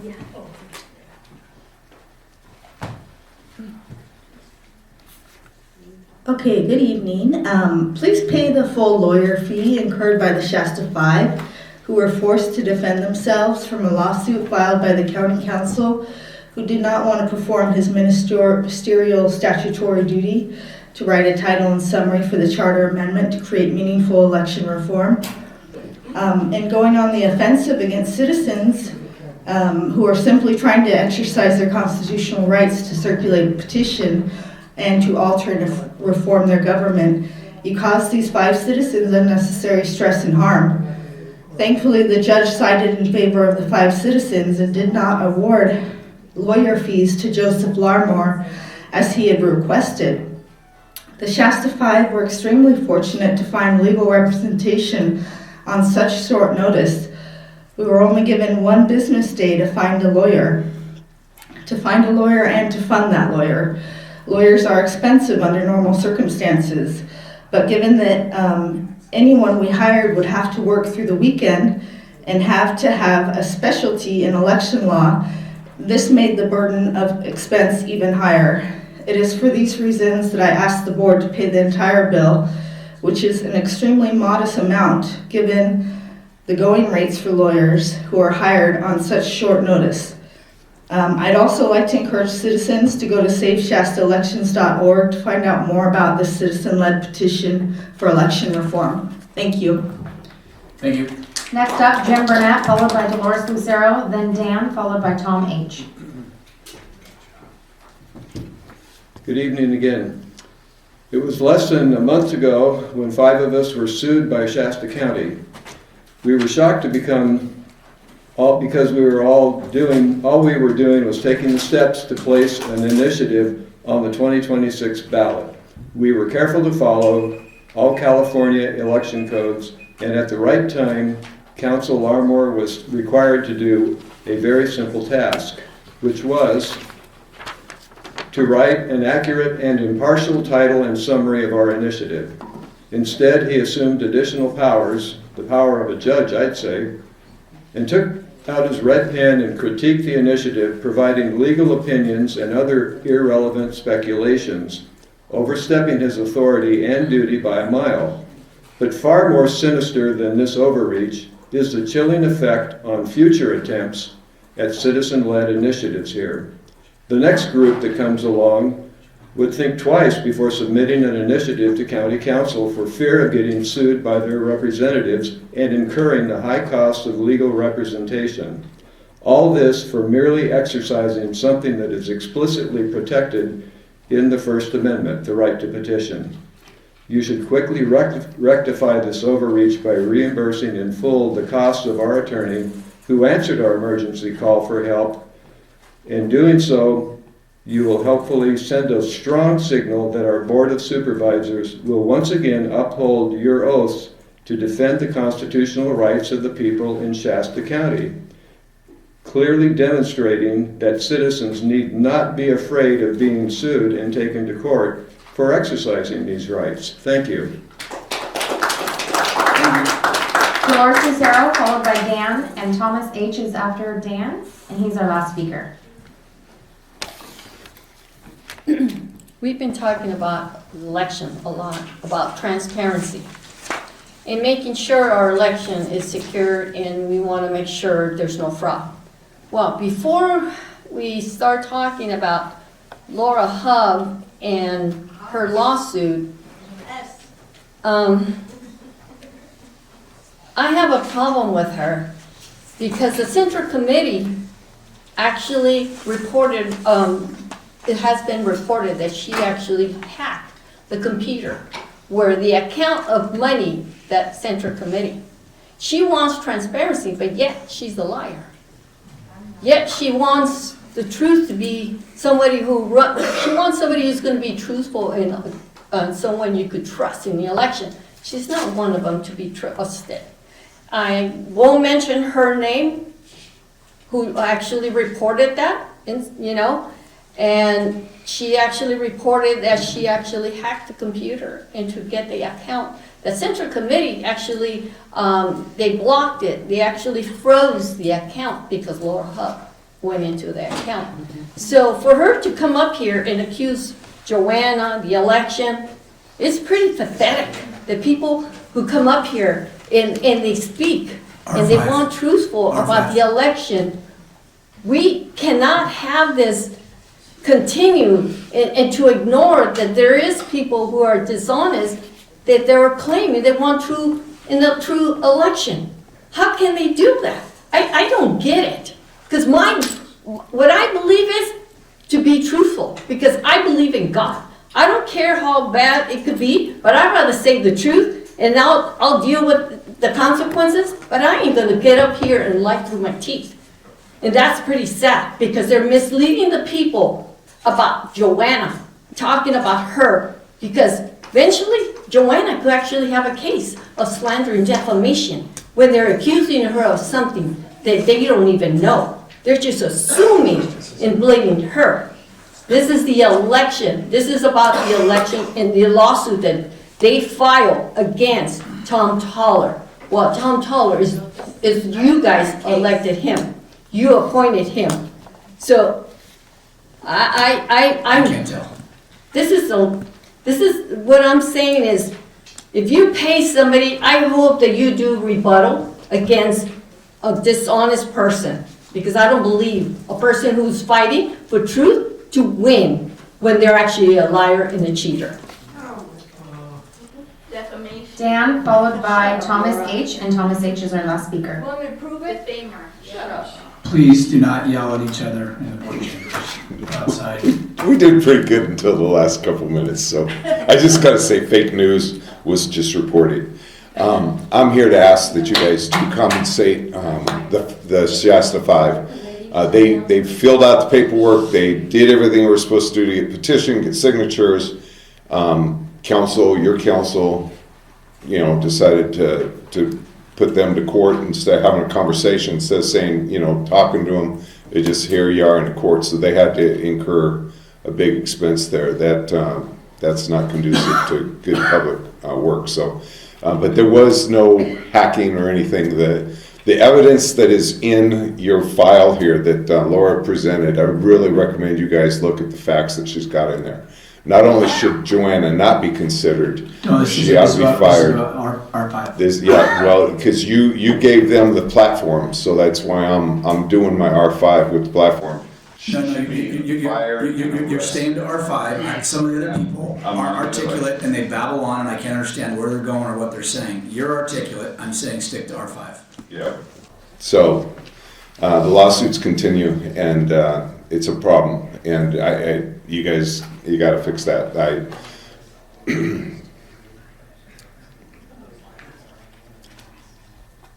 it's not right that they even had to go through that process. And for them to have to be financially charged with that too, just adds to it. You know, the last election, you guys, the previous board signed under duress. It tells you there's a problem. These people are trying to make it right, and they're getting penalized for it. It makes it suspect for the whole system, so, thank you. Thank you. Thomas H., and that's our last speaker.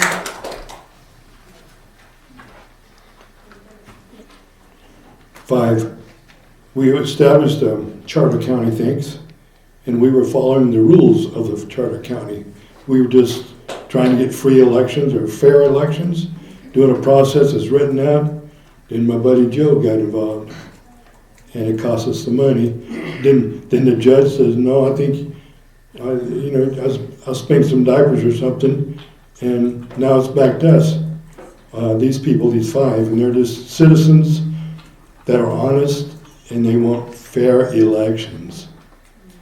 And they're doing it for the people, and so I don't see why we just, charge them.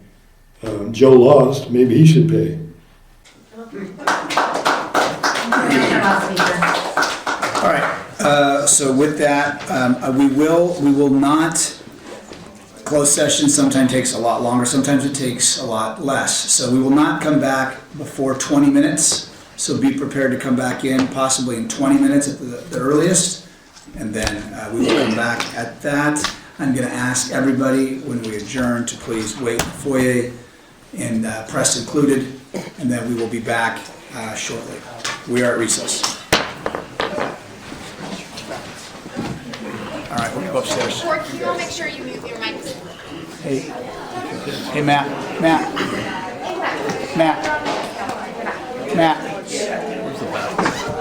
We're gonna go upstairs. We're gonna go upstairs. He's got to go to the bathroom. Hey, this is your district. There's no upstairs.